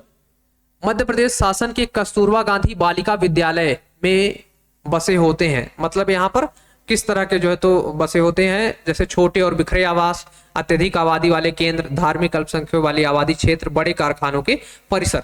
तो आपका जो कस्तूरबा गांधी बालिका विद्यालय है उसकी बात करें, सही आंसर हो जाएगा यहाँ पर ऑप्शन ए, कस्तूरबा गांधी बालिका विद्यालय योजना अगस्त 2004 में भारत सरकार द्वारा शुरू की गई थी। इसका मुख्य उद्देश्य विषम परिस्थितियों में जीवन यापन करने वाली अभिवंचित वर्ग की बालिकाओं के लिए आवासीय छात्रावास के माध्यम से गुणवत्ता युक्त प्रारंभिक शिक्षा उपलब्ध कराना है तथा मुख्य रूप से ऐसी बालिकाओं पर ध्यान देना है जो छात्रावास से बाहर यानी कि अनामांकित है। 75% अनुसूचित जाति जनजाति, अत्यंत पिछड़ा वर्ग तथा अल्पसंख्यक समुदाय की बालिकाओं तथा 25% गरीबी रेखा से नीचे वाले परिवार की बच्चियों का कस्तूरबा गांधी आवासीय बालिका छात्रावास में प्राथमिकता के आधार पर नामांकन कराया जाएगा। यानी कि कुल मिलाकर के समाज में जो पिछड़े हुए लोग हैं, SC ST OBC और अन्य गरीबी रेखा के नीचे वाले लोग, उनकी यहाँ पर बालिकाओं को छात्रावास की सुविधा जो है तो देना इसका मुख्य उद्देश्य है आपके कस्तूरबा गांधी बालिका विद्यालय का। ये मध्य प्रदेश सरकार की एक योजना है जो कि 2004 में आपके शुरू की गई थी। इसके बाद अगला प्रश्न है हमारा 355। खेल एवं युवा कल्याण विभाग द्वारा स्थापित मध्य प्रदेश राज्य तीरंदाजी एकेडमी कहां पर स्थित है? आपका जो तीरंदाजी एकेडमी है वो कहां पर स्थित है? तो इसका सही आंसर हो जाएगा आपके ऑप्शन सी, खेल एवं युवा कल्याण विभाग द्वारा स्थापित मध्य प्रदेश राज्य तीरंदाजी एकेडमी जबलपुर में स्थित है। कहां पर है? आपके जबलपुर में स्थित है। इसकी स्थापना वर्ष 2013 में की गई थी। तो आपको याद रखना है इसकी स्थापना वर्ष 2013 में हुई थी और ये कहां पर है? तो जबलपुर में स्थित है। इसके बाद अगला प्रश्न है प्रश्न संख्या 356। इंदिरा गांधी ट्राइबल विश्वविद्यालय मध्य प्रदेश के किस शहर में स्थित है? इंदिरा गांधी जनजाति आपका जो विश्वविद्यालय है वो मध्य प्रदेश के किस शहर में स्थित है? यहाँ पर महेश्वर है, अमरकंटक है, मुरैना है, दतिया है। तो इसका सही आंसर हो जाएगा आपके ऑप्शन बी, अमरकंटक। ये जो है आपका एकमात्र विश्वविद्यालय है जो पूरे तरीके से आपके ट्राइबल्स के लिए समर्पित है। इंदिरा गांधी ट्राइबल विश्वविद्यालय मध्य प्रदेश के अनूपपुर जिले के अमरकंटक में स्थित है। वर्ष 2007 में संसद के एक अधिनियम के माध्यम से इसकी स्थापना की गई थी जो वर्ष 2008 से कार्यरत है। इसका उद्देश्य भारत के आदिवासी आबादी के लिए शिक्षा के अवसर, विशेष रूप से उच्च शिक्षा एवं अनुसंधान सुविधाएं प्रदान करना है। तो ये आपके आदिवासियों के लिए बनाई गई पहली विश्वविद्यालय है जो कि अनूपपुर के कहां पर है? अमरकंटक में स्थित है। और ये 2007 में संसद ने एक अधिनियम पारित कर इसको बनाया और 2008 से काम करना शुरू की है। इसके बाद अगला प्रश्न है प्रश्न संख्या 357। निम्नलिखित क्रिकेटरों में से वह कौन है जो मध्य प्रदेश में पैदा हुए जो भारत के लिए विदेशों में टेस्ट शतक बनाने वाले पहले भारतीय हैं? तो सैयद मुश्ताक अली, CK नायडू, मंसूर अली खान, चंदू सरवटे होगा, चंदू सरवटे है ना। तो इसका सही आंसर हो जाएगा आपके ऑप्शन ए, सैयद मुश्ताक अली। सैयद मुश्ताक अली जो है आपके पहले व्यक्ति हैं जिन्होंने टेस्ट में शतक लगाया और इनका जन्म जो है आपके मध्य प्रदेश में हुआ था। और मध्य प्रदेश के कौन से जिले में? तो इंदौर में। तो आपको याद रखना है आपके सैयद मुश्ताक अली ऐसे पहले क्रिकेटर हैं जिनका जन्म मध्य प्रदेश में हुआ और उन्होंने टेस्ट क्रिकेट में शतक लगाया था, जो भारत के लिए विदेशों में टेस्ट शतक लगाने वाले पहले भारतीय हैं। उन्होंने 1936 में ओल्ड ट्रैफर्ड में इंग्लैंड के खिलाफ 112 रन की पारी खेली थी। तो क्या नाम है इनका? सैयद मुश्ताक आपके अली। इनके नाम पर एक ट्रॉफी भी होती है, सैयद मुश्ताक ट्रॉफी। इसके बाद अगला प्रश्न है प्रश्न संख्या 358। मध्य प्रदेश की संध्या अग्रवाल ने निम्नलिखित में से किस खेल से भारतीय टीम का नेतृत्व किया है? संध्या अग्रवाल का किस खेल से संबंध है? Hockey, table tennis, cricket, volleyball. तो संध्या अग्रवाल का संबंध यहाँ पर, इसके लिए सही ऑप्शन हो जाएगा सी, या सही उत्तर है इसका ऑप्शन सी। इनके नेतृत्व में क्रिकेट खेल में इन्होंने नेतृत्व किया है। तो जो हमारा महिला टीम है क्रिकेट की, उसका नेतृत्व किसने किया है? संध्या अग्रवाल ने किया, यानी कि कप्तान रही कुल मिलाकर के महिला, भारतीय महिला क्रिकेट टीम की कप्तान रही है कौन? संध्या अग्रवाल आपकी। इन्होंने ऑस्ट्रेलिया के खिलाफ वर्ष 1984 में टेस्ट क्रिकेट में पदार्पण किया, यानी कि टेस्ट क्रिकेट में वो पहला क्रिकेट खेला उन्होंने, और अपना आखिरी टेस्ट मैच 1995 में इंग्लैंड के खिलाफ खेला। तो यानी कुल मिलाकर के मुख्य रूप से टेस्ट क्रिकेटर रही हैं, और इन्होंने भारतीय महिला क्रिकेट टीम की कप्तान भी रह चुकी हैं संध्या अग्रवाल। इनका संबंध मध्य प्रदेश से। इसके बाद अगला प्रश्न है प्रश्न संख्या 359। निम्नलिखित में से मध्य प्रदेश का सबसे पुराना विश्वविद्यालय कौन सा है? मध्य प्रदेश का सबसे पुराना विश्वविद्यालय कौन सा है? बरकतुल्ला विश्वविद्यालय, डॉक्टर हरि सिंह गौर विश्वविद्यालय, जीवाजी विश्वविद्यालय, या विक्रम विश्वविद्यालय। तो इसका सही आंसर हो जाएगा आपके ऑप्शन बी। सबसे पुराना विश्वविद्यालय आपका डॉक्टर हरि सिंह गौर विश्वविद्यालय है। क्या है आपका? डॉक्टर हरि सिंह गौर विश्वविद्यालय है, और इसको पहले सागर विश्वविद्यालय के नाम से जाना जाता था, बाद में इसका नाम हरि सिंह गौर विश्वविद्यालय कर दिया गया, क्योंकि ये विश्वविद्यालय हरि सिंह गौर के प्रयासों से ही स्थापित हुआ था, और उसमें उन्होंने 1 करोड़ रुपए जो है तो अपनी पूंजी दान की थी। ये कहां पर है आपके विश्वविद्यालय? तो सागर जिले में है, जैसा कि मैंने अभी बताया। इसका नाम सागर यूनिवर्सिटी था पहले, सागर विश्वविद्यालय के नाम से भी जाना जाता है। इसकी स्थापना डॉक्टर हरि सिंह गौर ने 18 जुलाई 1946 को अपनी निजी पूंजी से की थी, और निजी पूंजी उन्होंने 1 करोड़ रुपए जो है तो आपके लगाया था, इसलिए इनका नाम हरि सिंह गौर विश्वविद्यालय जो है तो कर दिया गया। ये इसके बाद अगला प्रश्न है हमारा प्रश्न संख्या 360। मध्य प्रदेश में संस्कृत विश्वविद्यालय कहां पर स्थित है? क्या संस्कृत विश्वविद्यालय कहां पर स्थित है? एमपीपीएससी में 2008 में प्रश्न आया है। तो इसका सही आंसर हो जाएगा आपके ऑप्शन सी, उज्जैन के जो है तो ये कहां पर स्थित है? आपके उज्जैन में। तो उज्जैन के सांस्कृतिक और पौराणिक महत्व को ध्यान में रखते हुए राज्य शासन द्वारा संस्कृत भाषा और प्राचीन ज्ञान विज्ञान के संवर्धन एवं प्रसार हेतु उज्जैन में संस्कृत विश्वविद्यालय अधिनियम 2006 के तहत 15 अगस्त 2008 को महर्षि पाणिनि संस्कृत विश्वविद्यालय की स्थापना की है। तो आपको ध्यान रखना है, महर्षि पाणिनि संस्कृत विश्वविद्यालय कहां पर है? तो उज्जैन में है, और यहीं पर आपके संस्कृत के प्रकांड विद्वान और कवि कालिदास अकादमी भी यहां पर आपके स्थित है। तो उज्जैन में आपके 2008 में महर्षि पाणिनि संस्कृत विश्वविद्यालय की स्थापना की गई है। शिक्षा से संबंधित आपका जो शिक्षा वाला टॉपिक है, उससे एमपीपीएससी में प्रश्न आपके पेपर में पूछे जाते हैं। पिछले साल उन्होंने 2024 में एक प्रश्न पूछा था, 23 में भी उनसे एक प्रश्न आया था, यानी कि हर एक 2 साल में वो गैप पर आपसे प्रश्न पूछते हैं शिक्षा वाले टॉपिक से। इसके बाद अगला प्रश्न है आपका 361। निम्नलिखित लोकप्रिय खिलाड़ियों में से कौन सा मध्य प्रदेश से नहीं है? यहाँ पर जो आपके 4 नाम दिए गए हैं, इनमें से कौन सा मध्य प्रदेश से नहीं है? जैसे option A Aslam Sher Khan, option B Narendra Hirwani, option C Sandhya Agarwal, और ऑप्शन डी आपके कीर्ति आजाद। तो यहाँ पर जो ऑप्शन डी है आपका कीर्ति आजाद, वो मध्य प्रदेश से नहीं है। कीर्ति आजाद आपके पश्चिम बंगाल से हैं, और वर्तमान में वो पश्चिम बंगाल में ममता बनर्जी की जो पार्टी है टीएमसी, उससे पार्लियामेंट के या लोकसभा जो है तो आपके सांसद हैं कीर्ति आजाद। ये आपकी जो 1983 की वर्ल्ड कप टीम थी हमारी विनिंग टीम, उसके सदस्य थे। तो उपयुक्त खिलाड़ियों में कीर्ति आजाद जो है तो इसके सदस्य नहीं है, आपके मध्य प्रदेश से नहीं है कुल मिलाकर के। इसके बाद अगला प्रश्न है प्रश्न संख्या 362। निम्नलिखित में से कौन सा अंतरराष्ट्रीय क्रिकेट स्टेडियम मध्य प्रदेश में नहीं है? यहां पर प्रश्न है आपके कौन सा अंतरराष्ट्रीय क्रिकेट स्टेडियम मध्य प्रदेश में नहीं है? जैसे Nehru stadium, Roop Singh stadium, Holkar stadium, Barabati stadium. तो यहाँ पर जो आपका 4 ऑप्शन है, इसमें से नेहरू स्टेडियम इंदौर में है, रूप सिंह स्टेडियम ग्वालियर में है, होलकर स्टेडियम भी इंदौर में है, बारावती स्टेडियम जो है तो आपके मध्य प्रदेश में नहीं है। तो इसलिए सही आंसर हो जाएगा इसका ऑप्शन डी, बारावती स्टेडियम, जो कि मध्य प्रदेश में स्थित नहीं है। बारावती स्टेडियम आपका कटक उड़ीसा में स्थित है, और इसके अलावा मैंने और सबके तो आपको बताई दिए। तो आपको बारावती स्टेडियम कहां पर है? कटक उड़ीसा।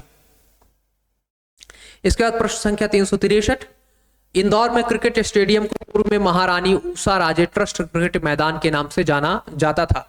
तो रूप सिंह, होलकर, नेहरू और कोलियरी। तो जो आपका यहाँ पर ऑप्शन बी है होलकर। तो जो अभी होलकर स्टेडियम जिसको कहा जाता है, इसका पूर्व में महारानी ऊषा राजे ट्रस्ट क्रिकेट मैदान के नाम से जाना जाता था। तो हमें याद रखना है होलकर स्टेडियम का पुराना नाम क्या है, आपके ऊषा राजे आपका ट्रस्ट क्रिकेट मैदान। इसके बाद अगला प्रश्न है यहाँ पर 364, कौन से नगर में अभय खेल प्रसाल अवस्थित है? अभय खेल प्रसाल आपका कहां पर स्थित है? तो ये आपके मध्य प्रदेश में, मध्य प्रदेश के इंदौर में। कहां पर है? आपके मध्य प्रदेश के इंदौर शहर में स्थित है। तो सही आंसर हो जाएगा आपके ऑप्शन बी, इंदौर। अभय प्रसाल इंदौर में आपके स्थित है। अभय खेल प्रसाल इंडोर स्टेडियम इंदौर है, मध्य प्रदेश में स्थित है। यह एक इंडोर स्टेडियम है। इस स्टेडियम का निर्माण मध्य प्रदेश सरकार द्वारा किया गया था। वर्ष 2012 में अभय खेल प्रसाल स्टेडियम को भारत में ITTF hot spot training centre और दक्षिण एशियाई क्षेत्र में एकमात्र केंद्र के रूप में चुना गया। तो अभय प्रसाल स्टेडियम में बहुत सारे बड़े बड़े आपके यहाँ पर आयोजन होते हैं, वो एक इंडोर स्टेडियम है। अगला प्रश्न है प्रश्न संख्या 365, लक्ष्मीबाई राष्ट्रीय शारीरिक शिक्षा विश्वविद्यालय कहां पर है? प्रश्न है आपका लक्ष्मीबाई राष्ट्रीय शारीरिक शिक्षा विश्वविद्यालय कहां पर स्थित है? तो इसका सही आंसर हो जाएगा आपके ऑप्शन बी, ये विश्वविद्यालय ग्वालियर में स्थित है। कहां पर स्थित है? आपके ग्वालियर में। तो सही आंसर है आपके ऑप्शन बी, ग्वालियर।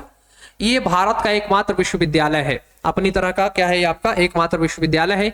इस संस्थान का प्रारंभ विक्रम विश्वविद्यालय उज्जैन के संबंध महाविद्यालय के रूप में हुआ है। यानी कि जो आपकी विक्रम विश्वविद्यालय है, यूनिवर्सिटीज है, उससे आपके जो है तो रानी लक्ष्मीबाई शारीरिक विश्वविद्यालय जुड़ा हुआ है। यह उससे मान्यता प्राप्त एक महाविद्यालय है। ग्वालियर में जीवाजी विश्वविद्यालय की स्थापना के बाद सन 1964 में यह उसके अंतर्गत आ गया। राष्ट्रीय महत्व को ध्यान में रखते हुए 1973 में इसका नामकरण लक्ष्मीबाई राष्ट्रीय शारीरिक शिक्षा महाविद्यालय किया गया। यूजीसी ने इसे वर्ष 2009 में पूर्ण विश्वविद्यालय का दर्जा दिया। कब दिया? 2009 में जो है तो यूजीसी ने आपका इसे पूर्ण विश्वविद्यालय का दर्जा दिया। तो आपको बस इतना याद रखना है कि रानी लक्ष्मीबाई राष्ट्रीय शारीरिक विश्वविद्यालय कहां पर स्थित है? तो ग्वालियर में है। और ये भारत का एकमात्र आपका शारीरिक राष्ट्रीय विश्वविद्यालय है। इसके बाद अगला प्रश्न है 366, मध्य प्रदेश का ख्याति नाम एथलीट पान सिंह तोमर किस खेल में 7 बार राष्ट्रीय विजेता थे? पान सिंह तोमर किस खेल में 7 बार राष्ट्रीय विजेता थे? 200 मीटर की दौड़, गोला फेंक, स्टीपल चेज या मुक्केबाजी। तो पान सिंह तोमर आपके यहाँ पर ऑप्शन सी, पान सिंह तोमर एक भारतीय सैनिक एथलीट और बागी थे। उन्होंने भारतीय सेना में सेवा की, जहां पर 1950 और 60 के दशक में 7 बार के राष्ट्रीय स्टीपल चेज चैंपियन थे। क्या थे? ये एक बाधा दौड़ होती है आपके, जिसको स्टीपल चेज कहा जाता है। तो उसके ये 7 बार जो है तो आपके विजेता थे। और पान सिंह तोमर आपके सेना में थे और बाद में ये आपके बागी बन जाते हैं। और आपने अगर एक फिल्म देखी हो इरफान खान साहब की, तो वो उन्होंने पान सिंह तोमर के जीवनी पे या जीवन पे आपकी आधारित फिल्म है, जिसमें उनका बहुत एक शानदार डायलॉग होता है। उससे कोई पूछता है कि भाई बीहड़ में डाकू रहते हैं, तो वो बोलते हैं कि बीहड़ में बागी होते हैं, डाकू तो पार्लियामेंट में पाए जाते हैं। तो भारतीय सैनिक एथलीट थे और उन्होंने भारतीय सेना में सेवा की, जहां 1950 और 60 के दशक में 7 बार वो राष्ट्रीय स्टीपल चेज चैंपियन थे। 1952 के एशियाई खेलों में भारत का प्रतिनिधित्व किया था। इनका जन्म 1932 में मध्य प्रदेश के मुरैना जिले के छोटे से गांव भिदौसा में हुआ था। तो हमें याद रखना है कि पान सिंह तोमर स्टीपल चेज नामक खेल से संबंधित थे। इनका जन्म आपके मुरैना जिले में हुआ था। इसके बाद प्रश्न संख्या 367, पंचायती राज व्यवस्था का मूल उद्देश्य क्या सुनिश्चित करता है? पंचायती राज व्यवस्था जो है आपकी, उसका मूल उद्देश्य क्या है? तो जैसे यहाँ पर आपके ऑप्शन ए है विकास में जन भागीदारी, ऑप्शन बी है राजनीतिक जवाबदेही, ऑप्शन सी है लोकतांत्रिक विकेंद्रीकरण और ऑप्शन डी है वित्तीय संग्रह, है ना।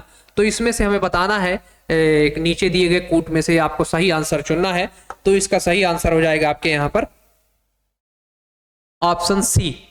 ऑप्शन सी यहाँ पर देखें तो ऑप्शन सी है ए सी। कौन सा? ए और सी इसका सही आंसर है। तो ए में क्या है आपका?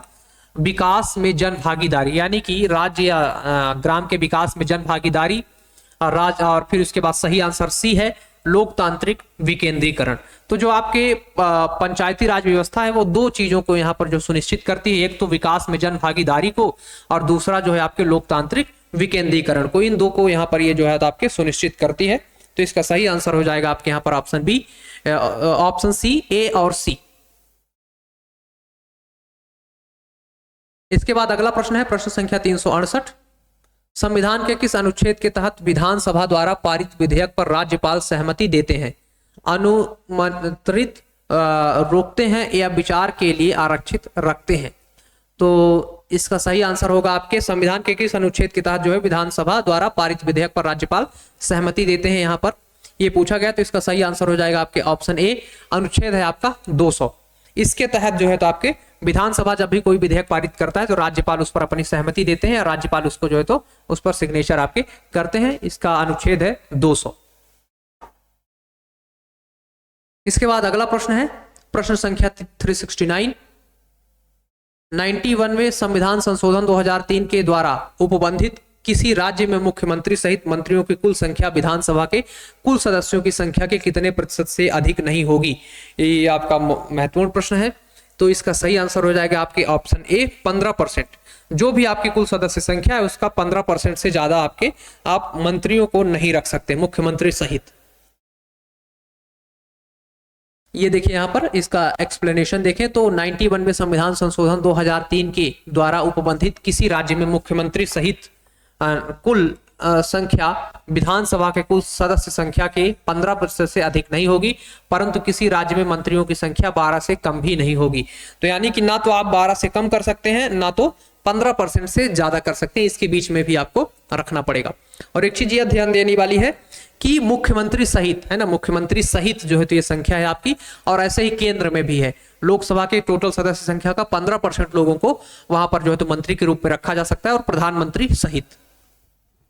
अगला प्रश्न है प्रश्न संख्या 370। मध्य प्रदेश पंचायती राज विधेयक 1993 किस विधानसभा में स्थापित किया गया था? 8वीं, 11वीं, 10वीं, 9वीं? तो इसका सही आंसर हो जाएगा आपके ऑप्शन सी, मध्य प्रदेश राज्य पंचायती राज विधेयक 1993 में मध्य प्रदेश की 10वीं विधानसभा में स्थापित किया गया था।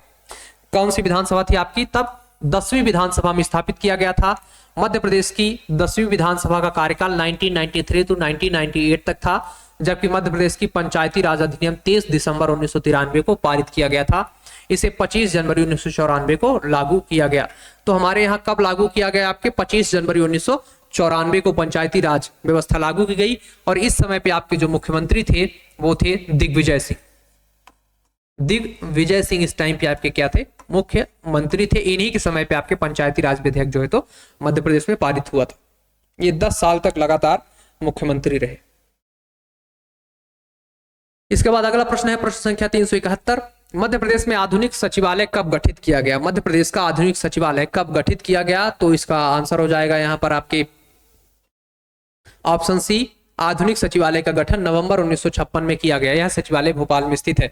यानी कि 1 नवंबर 1956 को मध्य प्रदेश बना था, उसी समय जो है आपके 1956 में ही आधुनिक सचिवालय बनाया गया। और ये कहां पर है आपके सचिवालय? तो भोपाल में है।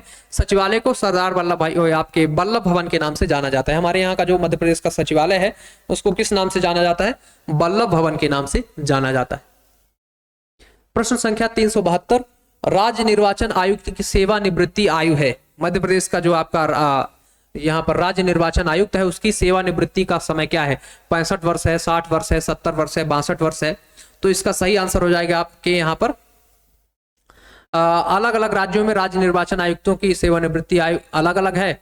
मध्य प्रदेश की बात करें तो मध्य प्रदेश में 62 वर्ष या 6 वर्ष की है। तो मध्य प्रदेश में क्या है आपके 62 वर्ष या 6 वर्ष है। तो आपको याद रखना है कि मध्य प्रदेश का जो निर्वाचन आयुक्त होगा उसका समय होगा 62 वर्ष से 6 वर्ष। जो राज्य निर्वाचन आयुक्त हैं वो सिर्फ पंचायती राज का चुनाव देखते हैं। किसका? पंचायती राज का जो है तो इलेक्शन ये लोग देखते हैं। बाकी लोकसभा और विधानसभा का इनके द्वारा नहीं देखा जाता, पंचायती राज का देखते हैं। आपके 243 का जो 243 का के अनुच्छेद 243 के में आपके राज्य निर्वाचन आयोग का प्रावधान है, और इसमें राज्य निर्वाचन अधिकारी आपके बनाए जाते हैं, आयुक्त बनाए जाते हैं, जिनका कार्यकाल 62 वर्ष या 6 वर्ष का होता है। ये प्रश्न हालांकि एमपीपीएससी में एक बार आया था, इसमें निर्वाचन आयोग का उसने अनुच्छेद पूछा था, उसको बाद में उसके द्वारा डिलीट कर दिया गया था। इसके बाद है क्वेश्चन नंबर 373 यानी 373, मध्य प्रदेश राज्य निर्वाचन आयोग अस्तित्व में आया। मध्य प्रदेश का जो निर्वाचन आयोग है वो कब बनाया गया? तो इसका सही आंसर हो जाएगा आपके यहाँ पर ऑप्शन सी, 15 फरवरी 1994 को अस्तित्व में आया। कब आया? 15 फरवरी 1994 को अस्तित्व में आया। और इसके पहले जो हमारे यहाँ के निर्वाचन आयुक्त रहे उनका नाम है एनवी लोहानी। मध्य प्रदेश के पहले राज्य निर्वाचन आयुक्त आपके बनाए जाते हैं एनवी लोहानी। इसके बाद अगला प्रश्न है प्रश्न संख्या 374, मध्य प्रदेश में पंचायती राज एवं ग्राम स्वराज अधिनियम 1993 को राज्यपाल की सहमति कब प्राप्त हुई? मध्य प्रदेश पंचायत राज एवं ग्राम स्वराज अधिनियम जो 1993 में आया था उसको राज्यपाल की सहमति कब प्राप्त हुई? तो इसका सही आंसर हो जाएगा यहाँ पर आपके ऑप्शन सी, 24 जनवरी 1994 को जो है तो ये पारित हुआ तथा 25 जनवरी 1994 को लागू हुआ। तो इस तरीके से जो राज्यपाल की इसको सहमति मिली वो 24 जनवरी 1994 को यहाँ पर आपके मिली थी। और मध्य प्रदेश में पंचायती राज आपके 25 जनवरी 1994 को लागू किया गया था। इसके बाद अगला प्रश्न है प्रश्न संख्या 375, मध्य प्रदेश राज्य में क्षमता प्रदान करने की शक्ति निम्न में से किसके पास है? सॉरी, यहाँ पर क्या है आपके क्षमा प्रदान करने की शक्ति क्या है? क्षमा प्रदान करने की शक्ति किसके पास है? जैसे केंद्र में राष्ट्रपति के पास होती है अनुच्छेद 72 के तहत 72, वैसे ही राज्य में किसके पास होती है क्षमा प्रदान करने की शक्ति? तो वो होती है आपके राज्यपाल के पास। किसके पास होती है? राज्यपाल के पास। बस एक चीज आपको यहाँ ध्यान रखना होता है कि राज्यपाल मृत्यु दंड को क्षमा नहीं कर सकता। किसको? मृत्यु दंड अगर किसी को मिल जाए तो राज्यपाल उसको क्षमा नहीं कर सकता, जबकि राष्ट्रपति यहां पर आपके मृत्यु दंड को भी क्षमा कर सकता है। इसका एक्सप्लेनेशन देखें तो मध्य प्रदेश में क्षमादान या क्षमा प्रदान करने की शक्ति राज्यपाल के पास है। संविधान के अनुच्छेद 161 के तहत राज्यपाल को यह शक्ति प्रदान की गई है। तो राज्यपाल को किस अनुच्छेद में प्रदान है? 161, और राष्ट्रपति को किसमें है? 72। तो आपको इन दोनों अनुच्छेदों को याद रखना है और यह भी ध्यान रखना है कि राज्यपाल को जो है तो मृत्यु दंड प्रदान करने, मृत्यु दंड को क्षमा करने की यहां पर शक्ति नहीं है। इसके बाद अगला प्रश्न है प्रश्न संख्या 376, 376, लोकसभा एवं विधानसभा परिनियम आदेश 2008 के अनुसार लोकसभा में मध्य प्रदेश राज्य से अनुसूचित जनजाति के लिए कितनी सीटें आरक्षित हैं? कुल मिलाकर के जो हमारा लोकसभा है उसमें मध्य प्रदेश में अनुसूचित जनजाति के लिए कितनी सीटें आरक्षित हैं? तो यहाँ पर ऑप्शन है 4, 5, 6, 7। तो इसका सही आंसर हो जाएगा यहाँ पर ऑप्शन सी। मध्य प्रदेश में जो अनुसूचित जनजाति के लिए लोकसभा सीटें आरक्षित हैं तो उसकी संख्या यहाँ पर आपके 6। और अनुसूचित यहाँ पर जाति की बात करें तो उनके लिए कितनी सीटें आरक्षित हैं? 4। तो आपको याद रखना है 6 किसके लिए है? आपके एसटी के लिए, और 4 किसके लिए है? आपके एससी के लिए। इसको याद करना, जैसे आपको कई बार भूल जाए कि एसटी के लिए कितना है, एससी के लिए कितना है। तो देखिए हमारे यहाँ जो एसटी है वो सबसे ज्यादा पाई जाती है, यानी कि 21% के आसपास एसटी है, और एससी हमारे यहाँ कितना है? 15% है। तो जो संख्या में ज्यादा होंगी उनको ज्यादा सीटें मिलेंगी। तो एसटी हमारे यहाँ कितनी है? 21% है, इसलिए इन्हें 6 सीटें दी गई हैं, और एससी हमारे यहाँ 15% है तो इनको आपके 4 सीटें दी गई हैं। तो 6 और 4 आप इस तरीके से ध्यान रख सकते हैं। टोटल सीट कितनी है लोकसभा की? तो 29 है। 29 में 10 सीटें एससी एसटी के लिए आरक्षित हैं, बाकी सीटें जो है तो आपके सभी लोगों के लिए। इसके बाद अगला प्रश्न है 377, मध्य प्रदेश राज्य बनने के लिए विलय से पहले भोपाल की विधानसभा में कितने सदस्य थे? मध्य प्रदेश जब राज्य बना, जब भोपाल उसमें विलय किया जा रहा था, भोपाल को मिलाया जा रहा था, तो वहां पर विधानसभा में कितने सदस्य थे? तो इसका सही आंसर हो जाएगा आपके ऑप्शन सी। विधानसभा में कुल 30 सदस्य थे। कितने थे उस समय पे? आपके 30 सदस्य थे। इनमें से 6 सदस्य अनुसूचित जाति, 1 सदस्य अनुसूचित जनजाति। ये आपके काम का बहुत है नहीं, तो हमें बस इतना याद रखना है कि आपके 30 सदस्य थे। इसके बाद अगला प्रश्न है 378, मध्य प्रदेश के किन 2 शहरों में पुलिस आयुक्तालय प्रणाली आरंभ की गई है? मतलब किन 2 जगह पे आपके कमिश्नरी सिस्टम लागू किया गया है? आपके कमिश्नरेट सिस्टम किन 2 शहरों में लागू किया है? तो वो शहर है आपके यहाँ पर, इसका सही आंसर होगा भोपाल और इंदौर। तो ऑप्शन डी आपका सही आंसर है। भोपाल और इंदौर में आपके कमिश्नरी प्रणाली या सिस्टम जो है तो लागू किया गया है। और ये कब लागू किया गया आपके, तो 21 नवंबर 2021 को मध्य प्रदेश के मुख्यमंत्री शिवराज सिंह चौहान ने इस सिस्टम को लागू करने का ऐलान किया, जिसे आपके 9 दिसंबर 2021 को लागू कर दिया गया। तो कब लागू हुआ ये, 9 दिसंबर 2021 को ये सिस्टम लागू हुआ। और ये 2 शहर में कहां पर है आपके, एक तो भोपाल है और दूसरा आपका इंदौर है। इसके बाद अगला प्रश्न है 379 1957 के शुरुआत में मध्य प्रदेश की राज्य विधानसभा की शक्ति कितनी थी। जब 1957 की शुरुआत में मध्य प्रदेश की राज्य विधानसभा की शक्ति कितनी थी, तो यहां पर ऑप्शन है 288, 831, 321 और 230।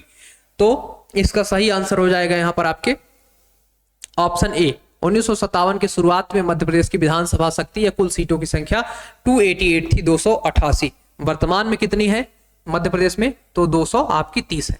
पहले 31 थी, लेकिन अब एंग्लो इंडियन की जो एक सीट थी वो हटा दिया गया, तो अब हमारे यहाँ 230 सीटें हैं। और 1957 में 288 सीटें थी। कितनी थी, 288 सीटें थी यहाँ पर। बाद में बढ़ाकर किसको 321 कर दिया गया था, जिसमें एक मनोनीत सदस्य भी शामिल थे। 1 नवंबर 2000 को मध्य प्रदेश विभाजित होकर नए राज्य छत्तीसगढ़ के गठन के बाद मध्य प्रदेश की विधानसभा की सीटों की संख्या एक मनोनीत सदस्य संख्या सहित घटकर 230 रह गई। वर्तमान में राज्यों के मनोनीत सदस्यों की संख्या को 104वें संविधान संशोधन द्वारा रद्द कर दिया गया है। अतः मध्य प्रदेश की विधानसभा की कुल सदस्यों की संख्या आप कितनी है, 30 है। तो 104वां जो संविधान संशोधन आपका हुआ है, उसके तहत जो तो एक जो एंग्लो इंडियन की सीट होती थी, राज्यपाल जिनको मनोनीत करता था, वो अब सीट हटा दी गई है आपकी।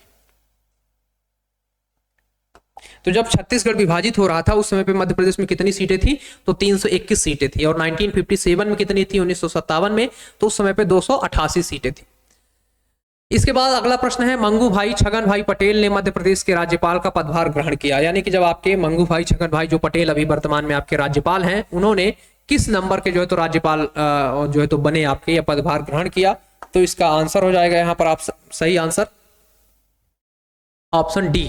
राज्यपाल है ना, ये आपके कौन से नंबर के बने हैं, तो ये 30वें राज्यपाल के रूप में पदभार ग्रहण किया है। सही आंसर क्या हो जाएगा इसका, 30वें राज्यपाल। और ऑप्शन की बात करें तो यहाँ पर डी।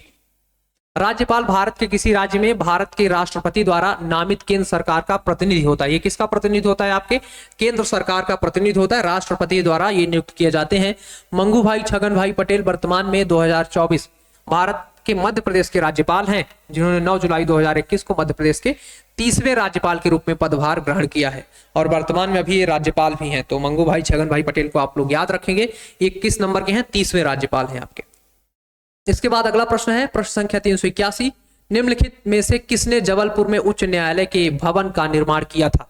मध्य प्रदेश का जो आपका उच्च न्यायालय का भवन है, जबलपुर में बनाया गया है, उसका निर्माण किसने किया था। सेठ गोविंद दास, रानी दुर्गावती, राजा गोकुल दास, रानी कमलापति। तो इसका सही आंसर हो जाएगा आपके ऑप्शन सी, राजा गोकुल दास। किसने किया था, राजा गोकुल दास ने जो है तो निर्माण कराया था उस भवन का। बाद में वहीं पे हमारा जो हाई कोर्ट लगता है, तो इन्हीं के द्वारा बनवाए गए भवन में लगता है। यहां पर इसका एक्सप्लेनेशन देखें तो मध्य प्रदेश के जबलपुर में उच्च न्यायालय के भवन का नक्शा तत्कालीन लोक निर्माण विभाग के अधिकारी इंजीनियर हेनरी इरविन ने तैयार किया था। तो उसका जो नक्शा है, या हम कहें उसका जो पूरा डिजाइन है, वो किसने तैयार किया था, तो इंजीनियर हेनरी इरविन ने तैयार किया था। जबलपुर उच्च न्यायालय के भवन का निर्माण शहर के तत्कालीन राजा गोकुल दास ने लगभग 3 लाख रुपए की लागत से करवाया था। 1 नवंबर 1956 को मध्य प्रदेश राज्य के पुनर्गठन के बाद इस भवन को मध्य प्रदेश उच्च न्यायालय के रूप में जाना जाने लगा। जबलपुर उच्च न्यायालय के वास्तुकार हेनरी इरविन है। तो यहां पर हमें 3 बातें याद करने लायक हैं। पहली तो ये कि आपका जो उच्च न्यायालय का भवन है, उसका निर्माण राजा गोकुल दास ने कराया था। दूसरा ये कि इसका डिजाइन किसने तैयार किया था, तो हेनरी इरविन ने तैयार किया था। और फिर आपका जो उच्च न्यायालय बना है वो कब बना, तो 1 नवंबर 1956 को बना है, और वो की जबलपुर में। तो इतनी चीजें आपको इसमें ध्यान रखना है। इसके बाद अगले प्रश्न की ओर चलते हैं। अगला प्रश्न है हमारा 382। ये प्रश्न है आपका, लेटर्स पेटेंट जिस पर मध्य प्रदेश उच्च न्यायालय की स्थापना की गई थी, भारत के संविधान के लागू होने के बाद भी निम्नलिखित में से किस अनुच्छेद के आधार पर जारी रहा। तो इसका सही आंसर हो जाएगा आपके यहां पर ऑप्शन ए। अनुच्छेद 225 से 372 तक का जो आपका लेटर पेटेंट था उस पर ये आपका जारी रहा। तो कौन से अनुच्छेद हैं आपके 225 और 372। तो सही आंसर हो जाएगा यहाँ पर आपके ऑप्शन ए।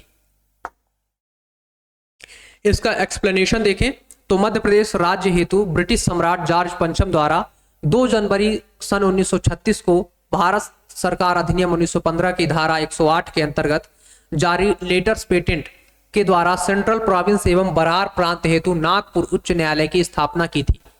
इन्होंने नागपुर उच्च न्यायालय की स्थापना की थी। ये लेटर्स पेटेंट जिनके अंतर्गत नागपुर उच्च न्यायालय की स्थापना तथा क्षेत्राधिकार निहित किया गया था, वे 26 जनवरी 1950 को भारतीय संविधान के अंगीकृत किए जाने के बाद भी संविधान के अनुच्छेद 225 और 372 के द्वारा जारी है या प्रवृत्त हैं। तो कौन से अनुच्छेद अभी तक चल रहे हैं आपके 225 और 372। ये तब से अभी तक 1936 से अभी तक ये आपके चल रहे हैं। इसके बाद अगला प्रश्न है प्रश्न संख्या 383। निम्नलिखित में से कौन मध्य प्रदेश के महाधिवक्ता की नियुक्ति करता है। यहाँ पर आपके ऑप्शन ए है न्यायालय के मुख्य न्यायाधीश, ऑप्शन बी है मध्य प्रदेश के राज्यपाल, ऑप्शन सी है मध्य प्रदेश के मुख्यमंत्री और ऑप्शन डी है आपका मध्य प्रदेश विधानसभा के अध्यक्ष। तो इसका आपका सही आंसर हो जाएगा यहाँ पर ऑप्शन बी। भारतीय संविधान का अनुच्छेद 165 भारत में राज्यों के महाधिवक्ता कार्यालय से संबंधित है। वह राज्य का सर्वोच्च कानूनी अधिकारी होता है। राज्य मध्य प्रदेश यानी कि राज्यपाल उस राज्य के महाधिवक्ता की नियुक्ति राज्य के मंत्रिपरिषद की सलाह पर करता है। महाधिवक्ता के तौर पर नियुक्त होने वाले व्यक्ति में उच्च न्यायालय के न्यायाधीश के रूप में नियुक्त होने की योग्यता होनी चाहिए तथा उसकी आयु 62 वर्ष से अधिक नहीं होनी चाहिए। यहां पर आपका ऑप्शन बी सही है। तो मध्य प्रदेश के राज्यपाल। तो यहाँ पर प्रश्न पूछा गया था कि महाधिवक्ता को कौन नियुक्त करता है, तो राज्यपाल नियुक्त करता है और इसकी कुछ शर्तें होती हैं। तो जैसे शर्त यह है कि ये व्यक्ति जो भी महाधिवक्ता नियुक्त होगा, राज्यपाल जिसे नियुक्त करेगा, उसको उच्च न्यायालय का कोई न्यायाधीश बनने की उसके अंदर क्या होनी चाहिए, योग्यता होनी चाहिए। और अनुच्छेद कौन सा है, तो 165 है। और यहाँ पर उसकी आयु कितनी होनी चाहिए, तो 62 वर्ष से कम होनी चाहिए। और तो इससे एक चीज और पता चलता है हमें कि महाधिवक्ता कितने वर्ष तक आपका जो है तो महाधिवक्ता के पद पर रह सकता है, तो सिर्फ 62 वर्ष तक जो है तो वो रह सकता है। और महाधिवक्ता की नियुक्ति कौन करता है, राज्यपाल करता है। कौन सा अनुच्छेद में उसका वर्णन है, तो अनुच्छेद 165 में इसका जो है तो वर्णन है। योग्यता इसके लिए क्या होनी चाहिए, तो वो उच्च न्यायालय का न्यायाधीश बनने की योग्यता रखता हो। इसके बाद अगले प्रश्न की ओर चलते हैं। अगला प्रश्न है 384। मध्य प्रदेश के महाधिवक्ता की नियुक्ति भारत के संविधान के निम्नलिखित में से किस अनुच्छेद के तहत की जाती है। मध्य प्रदेश के जो महाधिवक्ता हैं उनकी नियुक्ति किस अनुच्छेद के तहत की जाती है, तो अभी हमने ऊपर भी पढ़ा। तो इसका सही आंसर हो जाएगा आपके ऑप्शन डी 165। अनुच्छेद 165 के तहत आपके महाधिवक्ता की नियुक्ति की जाती है। महाधिवक्ता राज्य का सर्वोच्च जो है तो आपका न्याय के मामले में राज्य का सलाहकार होता है। और राज्यों की तरफ से जिस भी राज्य का महाधिवक्ता होता है, अगर राज्य के ऊपर कोई मुकदमा है या केस चल रहा है, तो राज्य की तरफ से महाधिवक्ता ही जाता है वो केस लड़ने आपका। इसके बाद अगला प्रश्न है 385। मध्य प्रदेश राज्य विधानसभा में अनुसूचित जाति के लिए कितनी सीटें आपकी आरक्षित हैं। कहां पर पूछा जा रहा है, आपके विधानसभा में। अभी प्रश्न पूछा था उन्होंने कहां पर, आपके लोकसभा में। अब प्रश्न है यहां पर आपके विधानसभा का। तो इसका सही आंसर हो जाएगा आपके ऑप्शन ए। जो आपकी टोटल 230 सीटें हैं उनमें से आपकी 35 सीटें, कितनी 35 सीटें आपके अनुसूचित जाति के लिए हैं तथा 47 सीटें अनुसूचित जनजाति के लिए आरक्षित हैं। तो यहां पर भी आपको दोनों चीजें याद रखनी पड़ेंगी। अनुसूचित जाति के लिए कितनी है, तो उसके लिए 35 है, जैसा कि मैंने बताया था, क्योंकि इनकी संख्या आपके 15% के है आसपास है। वहीं पर एसटी के लिए बात करें हम, तो एसटी के लिए कितनी सीटें हैं यहाँ पर, तो उसके लिए यहाँ पर रखी गई हैं आपकी 47 सीटें, क्योंकि इनकी जनसंख्या 21% के आसपास है। और सामान्य लोगों के लिए 148 सीटें जो होते हैं यहाँ पर आपकी हैं 230 सीटों में कुल मिलाकर। इसके बाद अगला प्रश्न है 386। मध्य प्रदेश के पहले वित्त आयोग का गठन निम्न में से किस वर्ष किया गया था। मध्य प्रदेश का जो आपका पहला वित्त आयोग बनाया गया था उसका गठन किस वर्ष किया गया था, तो इसका सही आंसर हो जाएगा आपके ऑप्शन डी। मध्य प्रदेश वित्त आयोग का गठन 1995 में किया गया था। कब किया गया था? 1995 में किया गया था और इसने पहली रिपोर्ट अपनी 1996 में प्रस्तुत की। डॉक्टर सवाई सिंह सिसोदिया को मध्य प्रदेश राज्य के प्रथम वित्त आयोग के अध्यक्ष के रूप में नियुक्त किया गया था। तो किसे? जो आपके डॉक्टर सवाई सिंह सिसोदिया थे वो पहले वित्त आयोग के अध्यक्ष थे और हमारा मध्य प्रदेश का जो वित्त आयोग बना वो 1995 में गठित हुआ। 1996 में उसने अपनी पहली रिपोर्ट जो है यहाँ पर प्रस्तुत की और इसका जो उल्लेख है आपके 243 अनुच्छेद 243 आई में जो है तो आपके इसका उल्लेख यहाँ पर किया गया है। अगर आपको याद ना हो आई तो आई से आप इनकम याद कर सकते हैं। ठीक, इनकम याद कर लें आप तो इनकम से ये हो जाएगा कि इनकम से याद रहेगा, इनकम से आई। और वित्त आयोग किसके लिए बनाया जाता है? तो राज्य सरकार का जो पूरा आय व्यय का विवरण है वो रखता है, तो यानी कि इनकम से संबंधित विवरण रखने का काम करता है। तो 243 आई आपके वित्त आयोग से संबंधित है। इसके बाद अगला प्रश्न है 387, मध्य प्रदेश में लोकायुक्त संगठन निम्नलिखित में से किस वर्ष अस्तित्व में आया? हमारे यहाँ का जो लोकायुक्त है वो किस वर्ष में अस्तित्व में आया? तो इसका सही आंसर हो जाएगा आपके यहाँ पर ऑप्शन बी। लोकायुक्त जो है आपके यहाँ पर वर्ष बात करें 1982। कब आया ये अस्तित्व में? तो 1982 में आया, इसलिए सही आंसर हो जाएगा आपके ऑप्शन बी 1982। ये जो है आपके लोकायुक्त, तो मध्य प्रदेश राज्य लोकायुक्त एक उच्च स्तरीय वैधानिक पदाधिकारी होते हैं जिसे सत्ता का दुरुपयोग, कुप्रशासन, भ्रष्टाचार से संबंधित मुद्दों पर मंत्रियों, विधायकों, प्रशासन और लोक सेवकों के खिलाफ जनता की शिकायतों का समाधान करने के लिए बनाया गया है। इसका गठन पहली बार मध्य प्रदेश लोकायुक्त एवं उप लोकायुक्त अधिनियम 1981 के तहत किया गया था और ये 1982 में जो है तो अस्तित्व में आया। तो यहाँ पर हमें याद रखना है कि कुल मिलाकर के भ्रष्टाचार रोधी एक संस्था है जो कि लोकायुक्त के रूप में आपके कार्य करती है। राष्ट्रीय स्तर पर इसको आपके लोकपाल के नाम से जाना जाता है, राज्य स्तर पर इसको लोकायुक्त के नाम से जाना जाता है। तो 1982 में आपके जो है तो हमारे यहाँ पहली बार लोकायुक्त नामक जो संस्था है वो आपके अस्तित्व में आई और इसके लिए 1981 में अधिनियम पास किया गया था। अगला प्रश्न है 388, मध्य प्रदेश के निम्नलिखित मुख्यमंत्रियों में से कौन अपने कार्यकाल के दौरान मध्य प्रदेश विधानसभा में सदन के नेता नहीं थे? इसमें 4 आपके मुख्यमंत्रियों के नाम दिए गए हैं और पूछा जा रहा है कि जैसे सामान्यतः क्या होता है कि जो व्यक्ति मुख्यमंत्री होता है वही सदन का नेता होता है, लेकिन हमारे यहाँ एक ऐसे मुख्यमंत्री बने जो मुख्यमंत्री तो थे पर सदन के नेता नहीं थे। तो यहाँ पर 4 ऑप्शन में वो सही आंसर हो जाएगा आपके ऑप्शन बी गोविंद नारायण सिंह। गोविंद नारायण सिंह जब आपके मुख्यमंत्री बने थे तो वो सदन के नेता नहीं थे, बल्कि यहां पर आपकी जो सदन की नेता थी वो सिंधिया, अभी जो माधवराव आपके ज्योतिरादित्य सिंधिया हैं उनकी जो दादी साहिबा थी, तो वो यहाँ पर आपके इसके सदन की नेता थी जिनका नाम था विजया राजे सिंधिया। तो इनका क्या नाम था कि विजया राजे सिंधिया उस समय पे आपके सदन की नेता थे। तो आपको याद रखना है कि जब आपके गोविंद नारायण सिंह मुख्यमंत्री बनते हैं तो सदन के नेता वो नहीं होते बल्कि विजया राजे सिंधिया सदन की नेता होती हैं, क्योंकि इन्होंने जो इनकी सरकार थी वो लोक सेवक दल का गठन करके बनाई गई थी, ना तो बीजेपी से थे ना तो कांग्रेस से। हालांकि उस टाइम पे बीजेपी नहीं थी, उस टाइम पे तो जनसंघ हुआ करती थी। तो इन्होंने जो ना तो जनसंघ से थे ना तो ये कांग्रेस से थे, इन्होंने कांग्रेस से इस्तीफा देकर के लोक सेवक दल बनाया था और उसके अंतर्गत कई सारे विधायकों को मिलाकर के इन्होंने सरकार चलाई थी गोविंद नारायण सिंह।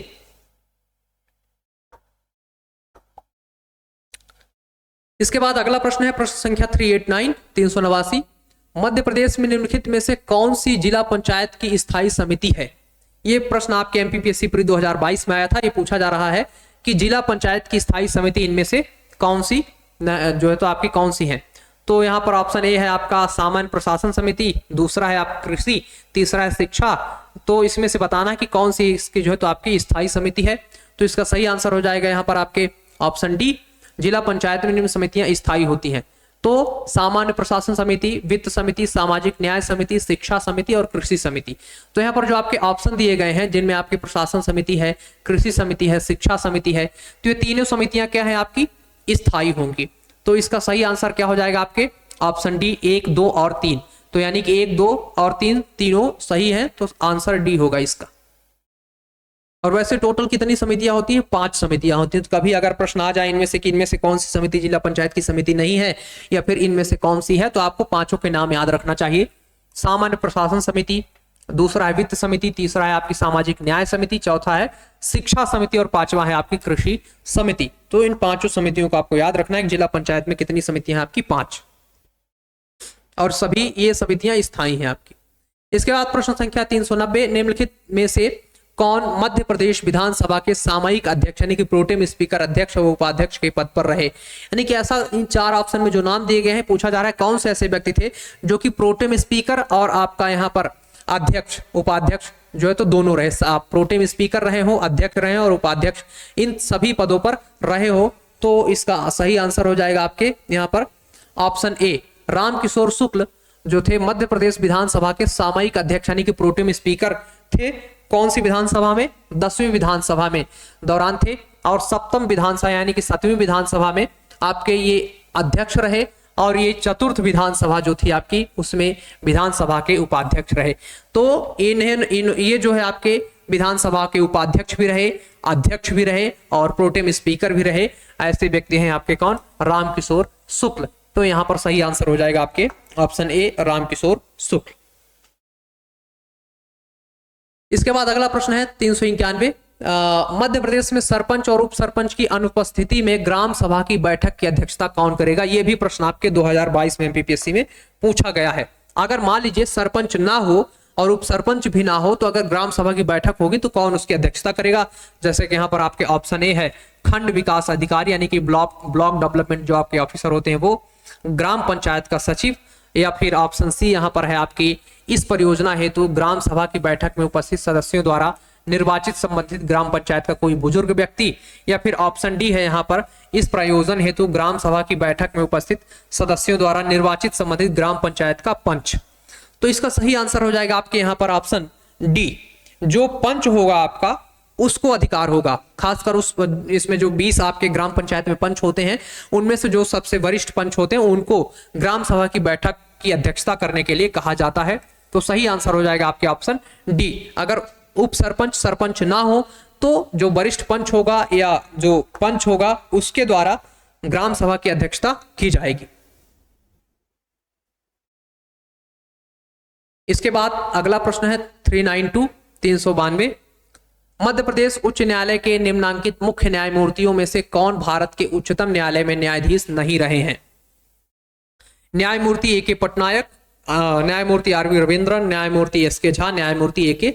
माथुर। तो 392 का सही आंसर हो जाएगा आपके ऑप्शन सी, न्यायमूर्ति एस.के. झा मध्य प्रदेश के उच्च न्यायालय में न्यायमूर्ति के तौर पर रहे हैं। इन्होंने कभी उच्च न्यायालय में अपनी सेवाएं नहीं दी।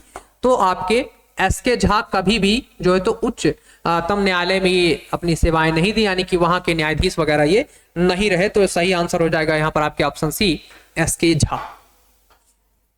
इसके बाद अगला प्रश्न है 393, किस प्रावधान के अंतर्गत मध्य प्रदेश लोक सेवा आयोग का गठन किया गया? राज्य पुनर्गठन अधिनियम 1956 की धारा 118(2), राज्य पुनर्गठन अधिनियम 1956 की धारा 3 118 और राज्य पुनर्गठन अधिनियम 1956 की धारा 118(1), या फिर ऑप्शन डी है यहाँ पर राज्य पुनर्गठन अधिनियम 1956 की धारा 116(4). ये आपके 2021 में प्रश्न पूछा गया है पेपर में। तो इसका सही आंसर हो जाएगा यहाँ पर आपके ऑप्शन बी, राज्य पुनर्गठन अधिनियम 1956 की धारा 118(3) के तहत जो है तो आपके मध्य प्रदेश लोक सेवा आयोग का गठन किया गया है। इसके पहले अध्यक्ष थे आपके डी.बी. रेंगे और इसका जो मुख्यालय है आपके इंदौर में है। अगला प्रश्न है 394, मध्य प्रदेश के निम्नलिखित मुख्यमंत्रियों में से कौन मध्य प्रदेश विधानसभा में नेता प्रतिपक्ष के पद पर नहीं रहे? यहां पर आपके 4 मुख्यमंत्रियों के नाम दिए गए हैं और उनमें से हमें यह बताना है कि कौन आपके नेता प्रतिपक्ष के पद पर नहीं रहे। जैसे दिग्विजय सिंह, दूसरा है मोतीलाल वोरा, तीसरा है वीरेंद्र कुमार सकलेचा, चौथा है श्यामा चरण शुक्ल। तो कौन विधानसभा में नेता प्रतिपक्ष के पद पर नहीं रहे? तो इसका सही आंसर हो जाएगा यहाँ पर आपके ऑप्शन ए, दिग्विजय सिंह एवं मोतीलाल वोरा मध्य प्रदेश के मुख्यमंत्री तो थे, पर कभी ये मध्य प्रदेश में विधानसभा में नेता प्रतिपक्ष के पद पर नहीं रहे। यानी कि जब भी कांग्रेस विपक्ष में रही तो उस समय पर जब कोई व्यक्ति नेता प्रतिपक्ष बनता है, यानी कि जो पार्टी सरकार में नहीं है, जो वहां का आपका नेता बनता है उसके नेता प्रतिपक्ष आपके कहा जाता है। तो दिग्विजय सिंह और मोतीलाल वोरा ये दोनों लोग कभी भी नेता प्रतिपक्ष आपके नहीं रहे। इसके बाद अगला प्रश्न है 395, निम्नलिखित में से कौन मध्य प्रदेश के तीसरे मुख्यमंत्री थे?